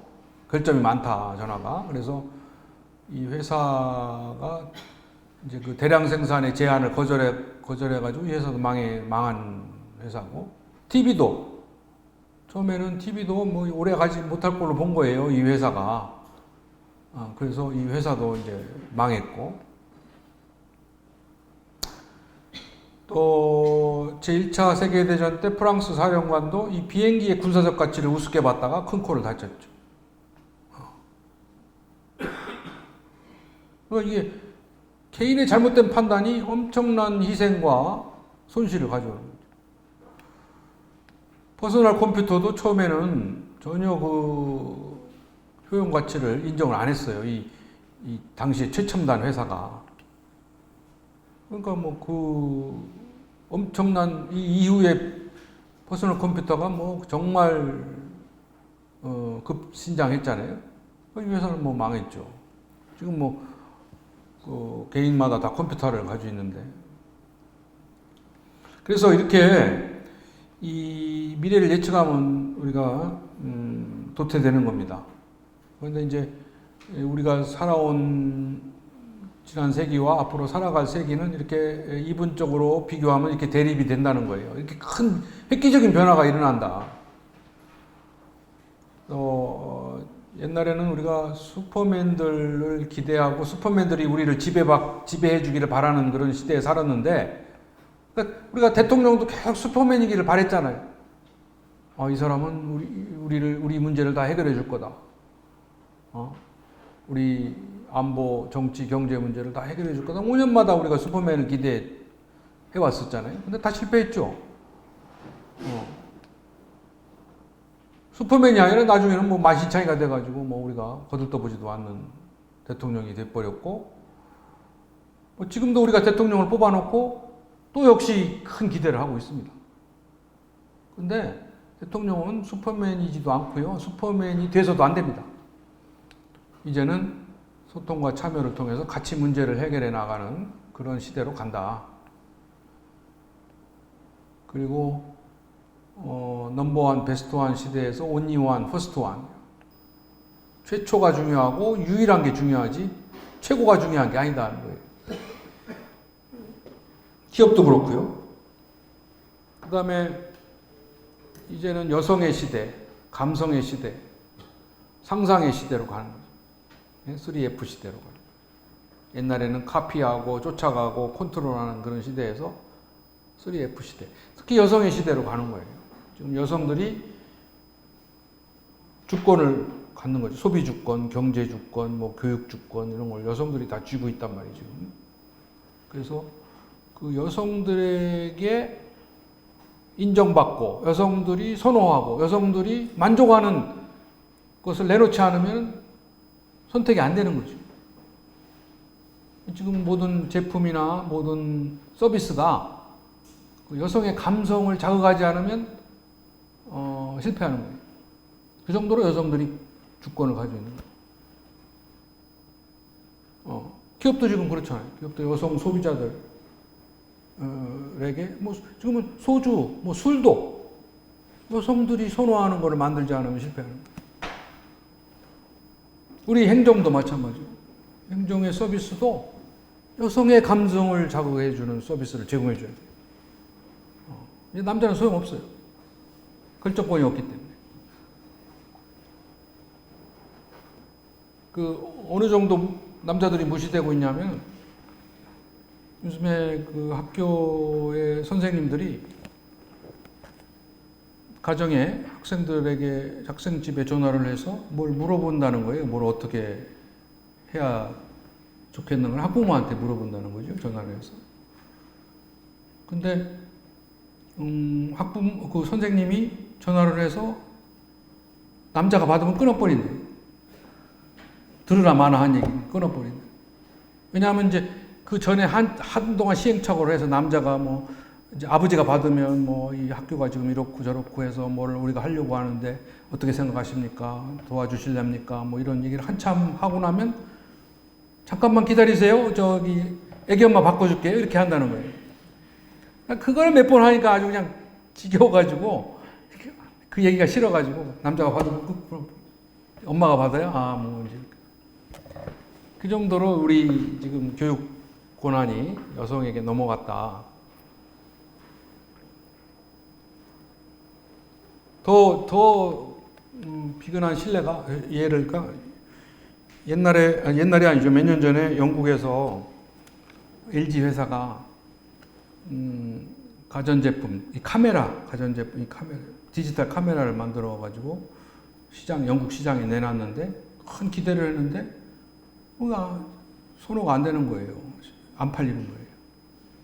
그래서 그 대책 회의를 여러 번 하고 그래서 이제 그 직원들 아이디어 또는 소비자들 아이디어를 받아서 기능도 추가하고 가격도 내리고 별짓을 다 했는데도 변화가 없는 거예요. 그런데 그 여성 직원, 말단 직원이 마지막으로 뭐 얘기를 한 거를 채택을 했어요. 그런데 그 여직원의 그 제안이 먹혀가지고 카메라가 2배, 3배 판매가 신장이 됐다고 그래요. 싫어합니다. 근데 그 여성이 제안한 아이디어가 뭐 대수롭지 않은 거예요. 뭐 기능을 추가하고 가격을 낮추고 이게 아니고. 그러니까 이제 소비가 이성적인 판단에 의해서 소비를 한다는 게 아니에요. 이성적인 거는 뭐예요? 품질, 가격 이런 거잖아요. 그죠? 근데 감성적인 거를 이제 자극을. 그러니까 뭐 디지털 카메라가 요즘에 뭐 디지털 카메라든 가전제품이든 이런 게 그 기능이나 뭐 이 가격보다도 예를 들어서 내가 좋아하는 연예인이 갖고 있으면 사는 거예요. 그렇게 이제 감성적으로 바뀌는 거예요. 그렇듯이 아까 얘기한 LG 회사에서 여성이 제안한 아이디어가 뭐냐면 디지털 카메라의 색깔을 바꾼 겁니다. 색깔. 다 똑같이 하고 색깔만. 우리나라 가전제품은 주로 어떤 색깔을 선호합니까? 뭐 검정, 뭐 흰색, 뭐 은색 이런 거잖아요. 그죠? 한국 사람들은 그런 색깔 좋아해요. 자동차도 검정색이 많고 뭐 실버, 뭐 흰색이 많죠. 근데 검정색은 외국에서는 검정색을 별로 안 좋아해요. 일본도 뭐 관용차나 검정색 내지는 검정색 차를 타면 야쿠자들. 미국도 주로 이제 뭐 인종 차별은 아니지만 흑인들이나 검정 타지 백인들은 잘 안 타요.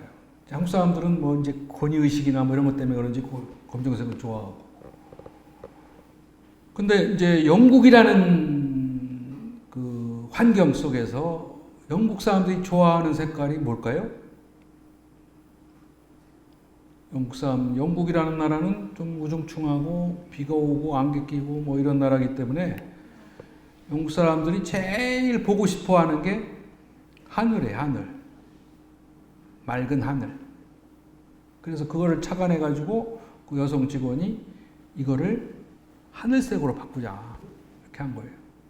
그걸 이제 블루 스카이, 아니 스카이 블루색으로, 이제 하늘색으로. 그래서 그렇게 하늘색으로 바꿔서 일약 히트를 친 거죠. 근데 우리나라는 하늘색이 안 맞아요. 하늘색을 좋아하지 않아요. 왜? 하늘을 좋은 멋있는 맑고 파란 하늘을 우리가 수시로 보잖아요. 그러니까 아무리 인공적으로 하늘색을 만들어도 따라갈 수가 없어요. 촌스러워요. 금방 비교가 되니까. 우리나라는 하늘색이 안 먹혀요. 자동차도 하늘색은 좀 촌스럽잖아요. 뭐 별로 없잖아요. 그래서 영국의 그런 감성, 그거를 읽고, 히트를 친다고 했듯이, 이제는 우리가 이성에 의한 소비 시대가 아니라 감성에 의한 소비 시대로 간다. 그리고 마지막으로 이제 우리 기업 경영도 이렇게 바뀌고 있습니다. 생산 관리에서, 마케팅 관리에서 윤리 경영 시대로 간다. 이게 요즘에 우리가 직접 목격하고 있는 일이잖아요.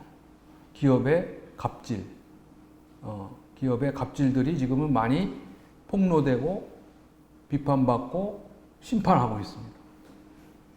옛날에 뭐 갑질이 없었겠어요? 옛날에는 이슈화가 안 되죠. 해프닝으로 끝나는 일인데 지금은 그거를 우리 소비자가 용납을 안 하는 거죠. 이런 회사는 비판받아서 비판해서 그게 이제 옛날에는 그런 목소리가 규합이 안 됐는데 지금은 그 목소리가 어마어마한 공간에 모이게 되는 거예요. 그게 사이버 공간이 생겨서 인터넷의 사이버 공간에서 어마어마한 소비자들의 분노가 모여가지고 위력을 발휘하는 거죠. 한 사람 한 사람 소비자가 모여서. 그러니까 그 갑질을 한 기업주나 뭐 이런 친구들이 폴폴 떨게 된 거예요. 사퇴도 하고, 뭐 고개도 숙이고, 뭐 진심이 있는지 없는지 사과를 하는 거죠. 옛날 같으면 그게 했겠어요? 거기다가 그 사이버 공간에 모이는 것만이 아니라 거기에 무기를 갖게 됐어요. 그 무기가 뭐죠? 불매운동이에요. 불매운동. 그래서 실제로 그 제품은 우리가 못 사겠다.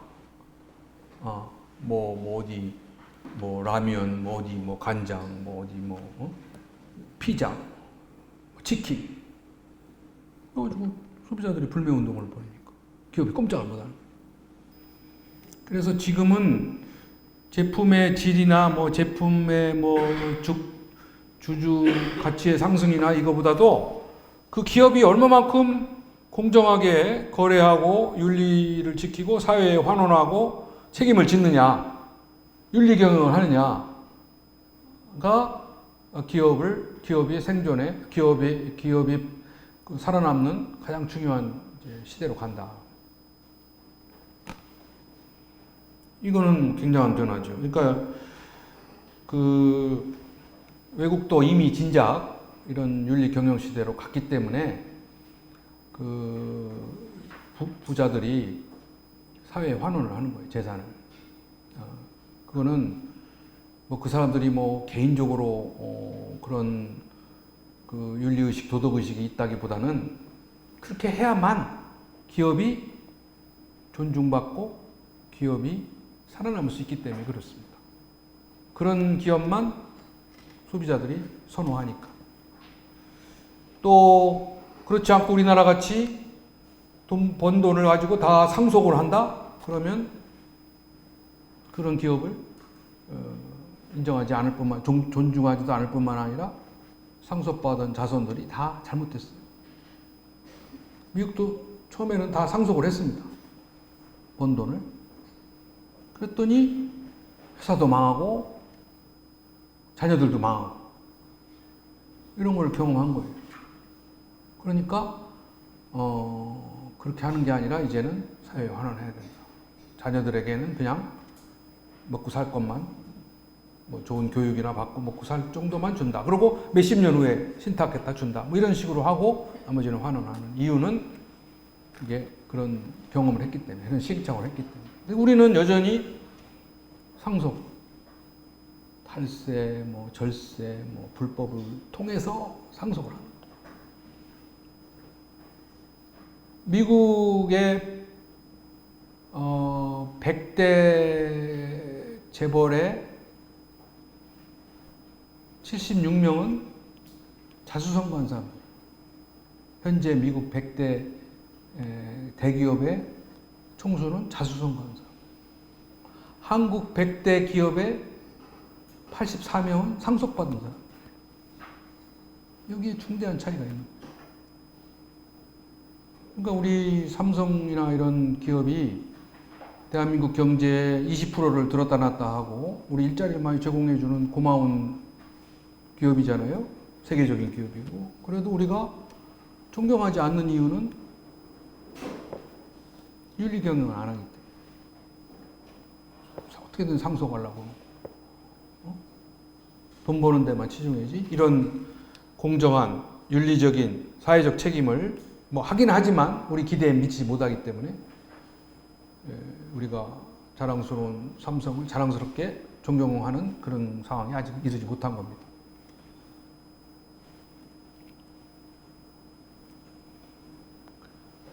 기타 시간이 없기 때문에 많이 못 보지만 기타 이제 우리가 지금 이렇게 국가 경쟁력이 계속 떨어지고 있습니다. 한때 2007년에는 11위까지 갔던 국가 경쟁력이 지금 26위. 계속 답보 상태에 있어요. 또 우리 우리 지금 국민 소득도 2만 불에서 3만 불로 못 가고 있어요. 10년 넘도록. 10년 내에 2만 불에서 3만 불로 못 간 나라는 우리나라가 유일한 나라입니다. 지금 2만 8,500불 정도. 3만 불로 곧 우리가 2050 클럽에 가입을 1인당 2만 불, 인구 5천만. 이게 세계 7번째로 가입이 됐는데 2012년에. 근데 3050 1인당 3만 불, 5천만 인구의 이 선진국 클럽에 2016년에 가입할 걸로 했는데 못 가고 있는 거예요. 어떻게 보면 문턱에 주저앉아 있는 꼴이죠. 그리고 그 대신 이런 거는 아직 압도적 세계 1위를 하고 있습니다. 자살률도 세계 1위예요. 남도 따라올 수 없는 세계 1위를. 매일 35명이 자살합니다. 20대, 30대, 40대 사망률 1위가 자살해요. 50대, 60대의 사망률 2위가 자살해요. 도합 자살률은 우리 전체 인구 사망률의 하나, 둘, 셋, 네 번째. 1년에 15,000명이 자살하고 자살을 시도한 사람은 60만 명. 성공한 사람이 15,000명. 그 정도로 우리가 이 힘겨운 삶을 살고 있다. 이런 의미고, 뭐 거기에 뭐 이런 이혼율, 뭐 성형률, 뭐 낙태율, 뭐 이런 게 다 1위입니다.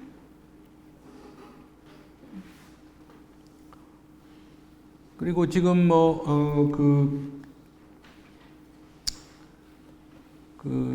조선, 자동차 뭐 이런 거는 다 지금 추월당해. 지금 저는 중국이 사드 문제를 핑계로 대한민국을 다 내쫓고 있잖아요. 기업이나 뭐 롯데, 뭐 삼성. 저는 이거는 사드가 하나의 핑계지. 언제도 이 중국이 내쫓을 시기에 왔어요. 한국이 더 이상 필요한 가치가 아닙니다. 중국은. 한국이 기술이 그동안 앞서 있었기 때문에 그 기술을 어떻게든지 배우려고 추월하려고 한국을 필요로 했던 거죠. 근데 우리가 그런 기술도 팔아먹고 빼돌리고 모든 부분에서 이제 뒤지니까 조선도 뒤지고 뭐 자동차도 뒤지고 그 컴퓨터도 뒤지고 이렇게 하니까 한국은 이제 더 이상 한국을 보고 배우고 쓸모 있는 가치가 안 되는 거예요. 그래서 어떻게든지 한국을 좀 버리고 싶은데 그 대신 자꾸 뭐 문화가 오고 연예인들이 와가지고 중국 애들이 열광하고 이런 게 지금 굉장히 기분 나쁘다고. 눈에 가시처럼 되어 있는데 어떻게든 한국을 좀 내쫓고 좀 이제 단절하고 싶은데 구실을 찾지 못하다가 제대로 만난 게 사드예요. 저는 그렇게 생각합니다. 그러니까 그걸 너무 우리가 사드 하나만 가지고 중국이 그 입장만 바꾸면은 다시 복원이 된다. 한국을 다시 존중하고 한국을 대접한다. 안 그렇습니다. 이제 한국은 이제 한국 없어도 중국이 이제는 한국을 넘어선 거예요. 왜냐하면 기술이라는 거는 한꺼번에 뛰지를 못해요. 중간 기술이 필요하고 고급 기술로 넘어가는. 한국이 중간 기술을 가지고 있었는데 그걸 다 이제 뛰어넘은 거예요. 자동차, 조선, 뭐 컴퓨터 다 뛰어넘은 거예요. 그러니까 한국은 이제 더 이상 효용 가치가 이제 중국 입장에서는 없는 거예요. 오히려 중국에 부정적인 영향을 미치는, 예를 들어서 민주주의를 자꾸 이게 한국에서 민주주의를 우리가 촛불혁명도 일으키고 뭐 대통령도 막 탄핵시키고 이런 거가 무서운 거예요. 중국 입장에서. 그게 민주주의가 넘어오면 중국 정권도 장담을 못하거든. 또 문화가 막 넘어와가지고 문화 시장을 장악을 하고 한국을 부러워하고 배우려고 하는 젊은이들이 생기고 이게 기분 나쁜 거예요. 그걸 차단해야 돼요.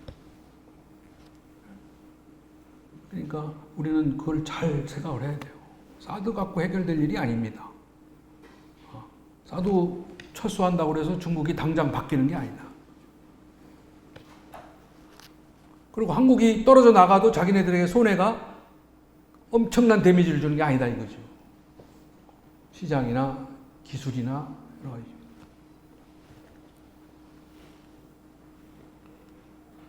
그런데 이제 우리는 격차가 너무 심화됐단 말이에요. 지역 간, 세대 간, 계층 간. 특히 우리를 우울하게 하는 거는 교육 격차입니다. 우리가 지금은 빈부격차가 있어도 이거를 만회할 수 있는 기회를 줘야 되는데 그 빈부격차가 그대로 교육격차로 이어진단 말이에요. 가난한 사람은 교육을 못 받고 지금 강남, 팔군 뭐 이런 데 있는 애들이 다 지금 각종 엘리트, 파워 엘리트가 되잖아요. 각종 뭐 사법고시, 행정고시 다. 돈 있는 사람이 공부 잘해요, 이제. 개천에서 용을 안 난단 말이에요. 그리고 여러분 그래도 수도권에 있죠. 더 비수도권은 더 합니다. 그런 격차 의식을 더 느끼고 있다. 그러니까 가난이 대물림되고 부자가 세습하는 거죠. 이런 거가 굉장히 위험한 겁니다. 이걸 시정하지 않으면 이 젊은이들이 좌절하고 젊은이들이 우리 체제, 우리 국가, 우리 체제에 대해서 불만을 갖게 되는. 우리 그게 바로 이제 뭐 헬조선이다, 뭐 이생망, 뭐 이번 생에는 망했다, 뭐 청년 백수 전성시대, 뭐 31살이면 절망, 뭐 청년 실업과 신용불량, 뭐 이런 얘기들이 나올 수밖에 없는 거예요. 우리가 청년들을 꾸짖기만 할 수는 없어요. 우리가 그동안에 이 청년들의 꿈과 희망을 뺏어버렸다. 그러니까 지금 쟤네들은 지금 폭력적이 되고 반발하고 저항. 그걸 가지고 야 엄마 너 우리 때는 어떻게 살았냐 뭐 우리는 굶어가면서 니네 뭐 그거 안 통합니다. 그러니까 이 친구들은 뭐 우리가 맨날 성장하고 발전했다고 하는데 그게 누구를 위한 발전이었느냐 도대체 이런 문제 제기를 하고 있고 그게 이제 작용화되죠. 북에서 간첩들이 많이 와서 작용화되는 게 아니라 우리 사회가 우리 체제가 빈부격차를 심화시키고 해소할 만한 의지와 능력이 없다면 작용화되는 거예요. 남의 탓으로 생각하면 안 됩니다. 그래서 우리들은 이런 사회를 만들어내야 되는데 우리가 노력한 만큼 대우받는 사회, 불로소득이 없는, 지금은 일하지 않고 펑펑 놀면서 돈 버는 사람이 더 많단 말이에요. 죽어라고 이래도 가난을 못 벗는 사람들이. 그러니까 노력한 만큼 대우받는 사회를 만들어야죠. 공정한 사회. 또 노력하다 실패해도 재기할 수 있는 기회를 줘야 되잖아요. 지금 한번 실패하면 뭐 영영 좌절, 영영 도태되는 거예요. 격차 소외가 없고 윤리 도덕이 그래도 살아있는 사회가 돼야 되는 게 우리의 목표, 우리의 소망입니다. 그죠? 이제 그러려면 지방자치 분권 균형 발전이 이루어져야 된다. 이게 다는 아니지만 그런 게 깔려 있어야 된다. 우리 대한민국의 인구도 이제 감소할 거고요.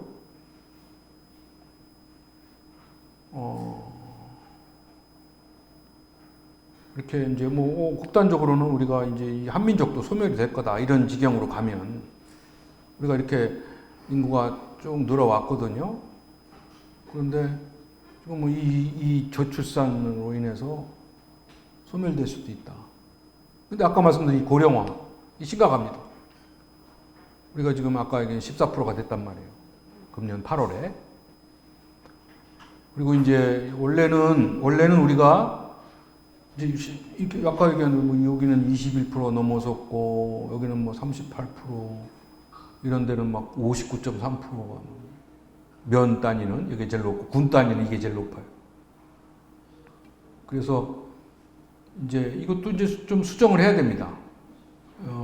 옛날에는 6.6명이 노인 1명을 부양하는데 지금은 5명이 1명, 또 2명이 1명. 지금은 1명이 1명을 생산하는 1명이 노인 1명을 부양하는 목말 사회라고 그래요. 목말 태우고 다녀야 된다, 한 사람이. 그런 사회가 되면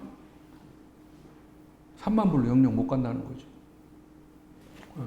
아무리 딴 데 우리가 정신 바짝 차려서 노조 문제, 노사 문제 해결하고 지역 갈등 해결하고 다 화합하고 통합해도 고령화 사회 하나 때문에 빨리 이제 남은 시간이 많지 않잖아요. 20%가 되려면. 여기 보세요. 여기 보면은 우리가 그동안에 이게 7%가 된 해입니다. 이게 14%가 된 해고 이게 20%가 된 해예요. 근데 프랑스 같은 데는 아직 20%에 안 되고 이제 한 150년쯤 걸려서 초고령 사회로 가는 거예요. 미국은 100년. 그런데 그거를 획기적으로 단축시킨 게 일본입니다.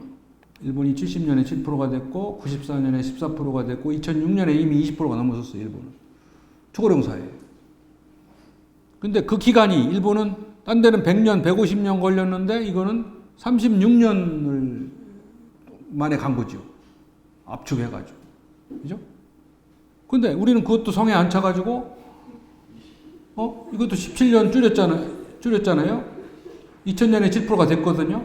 17년 만에 14%가 됐고, 또 2026년에 20%가 되기로 했는데 이것도 단축될 거예요. 여기서 이미 1년 단축됐고, 여기는 뭐 2024년이든지 뭐.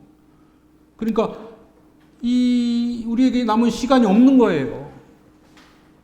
빨리 2만, 3만 불, 4만 불로 가지 않으면 생산하는 사람은 없지. 부양해야 할 노인은 늘어나지. 어떻게 우리가 성장하겠어요? 소득만 나눠 갖는다고 성장이 되겠어요? 그리고 이게 이제 이 세대 간의 갈등이 어마어마하게, 이건 뭐 이념 갈등, 지역 갈등의 유가 아닌 밥그릇 놓고 싸우는 거니까 세대 간의 갈등이 어마어마하게 일어날 거다. 이게 고령화가 우리는 준비도 없이, 준비할 겨를도 없이 빨리 가는 거죠. 거기다 이제 고령화 된단 말이에요. 이게 좀, 이게 올해, 작년에는 82.2세. 여자들이 한 7살 더 살고, 또 북한보다 우리가 한 12살 더 살아요.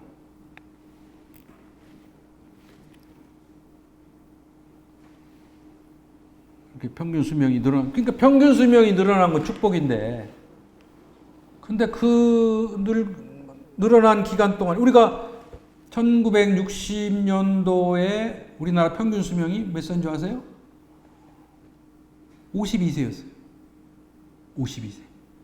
딱 30년이 늘어난 거죠. 그러니까 옛날에는 인생을 60으로 보고 30살까지 준비하고 공부하고 결혼하고 직장 갖고 30에서 60까지만 살면 끝나는 거예요, 인생이. 30에서 60으로 어떻게 잘 살았느냐에 따라서 그 사람이 잘 살았네, 못 살았네, 이렇게 했거든요.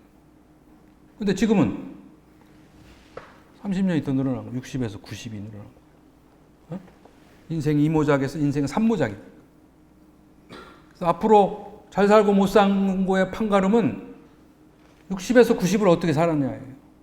30에서 60을 어떻게 살았냐는 의미 없어. 그 사람이 고급 공무원을 했던, 돈을 많이 벌었던, 어쨌든 그거는, 그렇게 하고 나서 60에 죽었으면 인생 잘못 사는 거고, 60에서 90을 어떻게 사느냐. 어떻게 우아하게 사느냐. 어떻게 보람있게 사느냐. 그게 이제 우리의 숙제인데, 우리 대부분의 우리 노인들은 지금 빈곤, 질병, 고독감, 이 세 가지에서 헤매고 있단 말이에요. 노인 빈곤율도 세계 1위입니다. 지금 노인들은 정말 뼈 빠지게 일하고 노후 대책을 안 한 세대들. 다 자녀들을 위해서 자기 노후 세대는 전혀 준비를 안 한 거예요. 거기다가 지금 다 이제 핵가족 되고 어쩌고 저쩌고 하는 바람에 좀 독거노인들이 많잖아요. 언제 죽었는지도 모르는 그런 고독사, 빈곤, 그리고 오래 살다 보니까 이제 치매가 많은 이런 질병 노출돼 있습니다. 그래서 이 세 가지가 이제 재앙으로, 오래 사는 축복보다는 이게 재앙으로 되고 있는 우리 문제가, 이게 큰 이제 문제가 된다는 거죠. 그다음에 저출산도 이게 아까 작년에 우리가 가임 여성 1인당 1.17명의 아이밖에 안 낳았어요. 이제 아이를 낳을 수 없죠. 경남 창녕에서는 셋째 아이에게 2천만 원 줍니다. 얼마 전에 성남에서는 1억을 주려고 하다가 제동이 걸렸죠. 셋째 아이.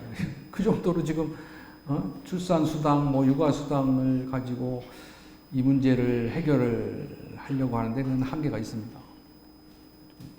지금 우리나라에 아이를 키워서 대학 보낼 때까지 드는 돈이 3억이에요, 3억. 어떻게 감당해요? 그 대학 나오면 또 취업을 하고 결혼을 하느냐 하면 그것도 아니고. 그러니까 이게 굉장한 좀 종합적으로 문제를 해결해야 된다. 이런 나라는 여전히 지금도 이렇게 많이 낳고 있죠. 7명, 6명이. 다민족 다문화되고 이러면 생략을 하고요. 시간 때문에 그러네요. 우리 강동구가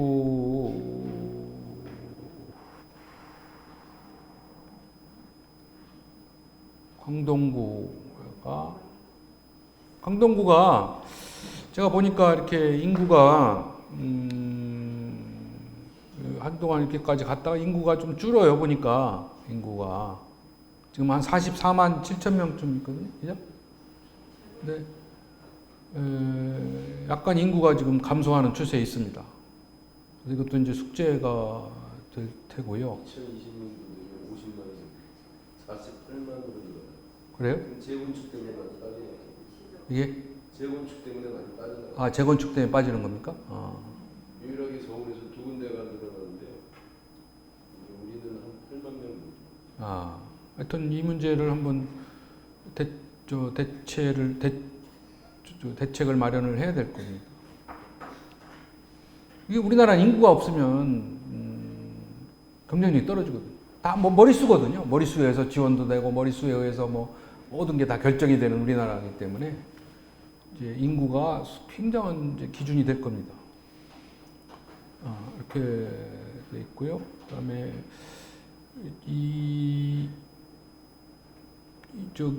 그 강동구도 전체 예산의 50%를 지금 사회복지비에 쓰고 있어요. 50%. 딴 데도 그래요. 딴 데도. 그러니까 지금은 이 복지비 때문에 자치단체가 아주 죽을 지경입니다. 다른 사업을 할 수가 없어요. 그리고 복지비 지출은 다 매칭 펀드 뭐 해가지고 다 떠넘긴단 말이에요. 중앙정부가. 이런 것만 기능 이양을 해요. 그리고 거기에 수반되는 예산과 인력을 안 주면서. 제가 다니고 어디는 60%가 넘는 데도 있더라고. 그래서 이게 이제 공통적인 숙제로 되어 있고요. 재정 자립도가 조금 강동구가 지금 32.9%인가? 그죠? 그래서 지금 다른 유사 자치단체보다 조금 낮습니다. 재정 상태가. 그거는 이제 뭐 여러 가지 지금 재건축이라든지 뭐 기타 이제 여러 가지 경제 여건이 좀 안 좋은 거죠. 그런 특징을 좀 특징이 있었고요. 아무튼 그렇더라도 이 구정의 목표나 방향 비전은 잘 정립이 되어 있습니다. 다만 이제 그거를 이제 어떻게 지금 민선 3기가 이제 다 마무리된다고 하니까 이제 그런 부분을 이 비전 목표 전략 성과 지표를 잘 연계해서 잘 정리가 돼야 될 거고요. 그다음에 지역 발전은 강동구청 혼자 할 수 없는 게 아니라 의회, 지역 주민, 출향인 뭐 이런 쪽이 다 이렇게 협력을 해서 나가야 된다는 거고요. 그다음에 강동 구민의 단합과 통합이 필요하고, 그리고 이런 이제 연계가 잘 이루어져야 되고, 그다음에 자원봉사가 활성화돼야 되고, 아까 말씀드린 대로, 그다음에 여기 시민의식, 우리 구민의식이 높아져야 되고, 그다음에 그 인근 자치단체와 협력을 통해서 문제를 풀고, 공무원의 자치 역량을 강화시키고, 뭐 이런. 그래서 결국은 우리 강동구가 좀 지역의 정체성을 좀 확립을 하고, 우리 지역의 인재들에 대해서 교육, 또 인적 자원을 잘 확보해 나가는 게 중요하고요. 그리고 뭐 이건 생략을 하고, 하여튼 뭐 결론적으로 우리 지방자치와 분권이 아까 말씀드린 대로 굉장히 지금 보장해야 되는 소중한 시기에 있습니다. 그래서 이 어렵지만 가야 할 길이에요, 우리가. 세계적인 추세로 보거나 우리 국가 발전의 단계로 보거나 우리 국민들의 의식 수준으로 볼 때 반드시 가야 할 길입니다. 되돌아갈 수는 없어요. 그러려면은 잘 이루어질 수 있도록 분권과 자치 의지를 확립을 하고 국민적 공감대도 만들고, 또 교육 문제, 교육자치도 지금 문제거든요. 그래서 교육자치 뭐 이런 거, 또 지방선거 정당 공천제 문제도 해결해야 되고, 또 뭐 이런저런 그 아까 말씀드린 그런 개선점들을 찾아야 되고요. 생활 정치가 이루어지도록 해야 되고, 그래서 지역 발전을 이루는 여러 노력들이 필요하고요. 결론적으로 지방자치가 살아야 지역이 살고 지역이 살아야 대한민국이 산다라는 제 그 주장을 오늘 마지막으로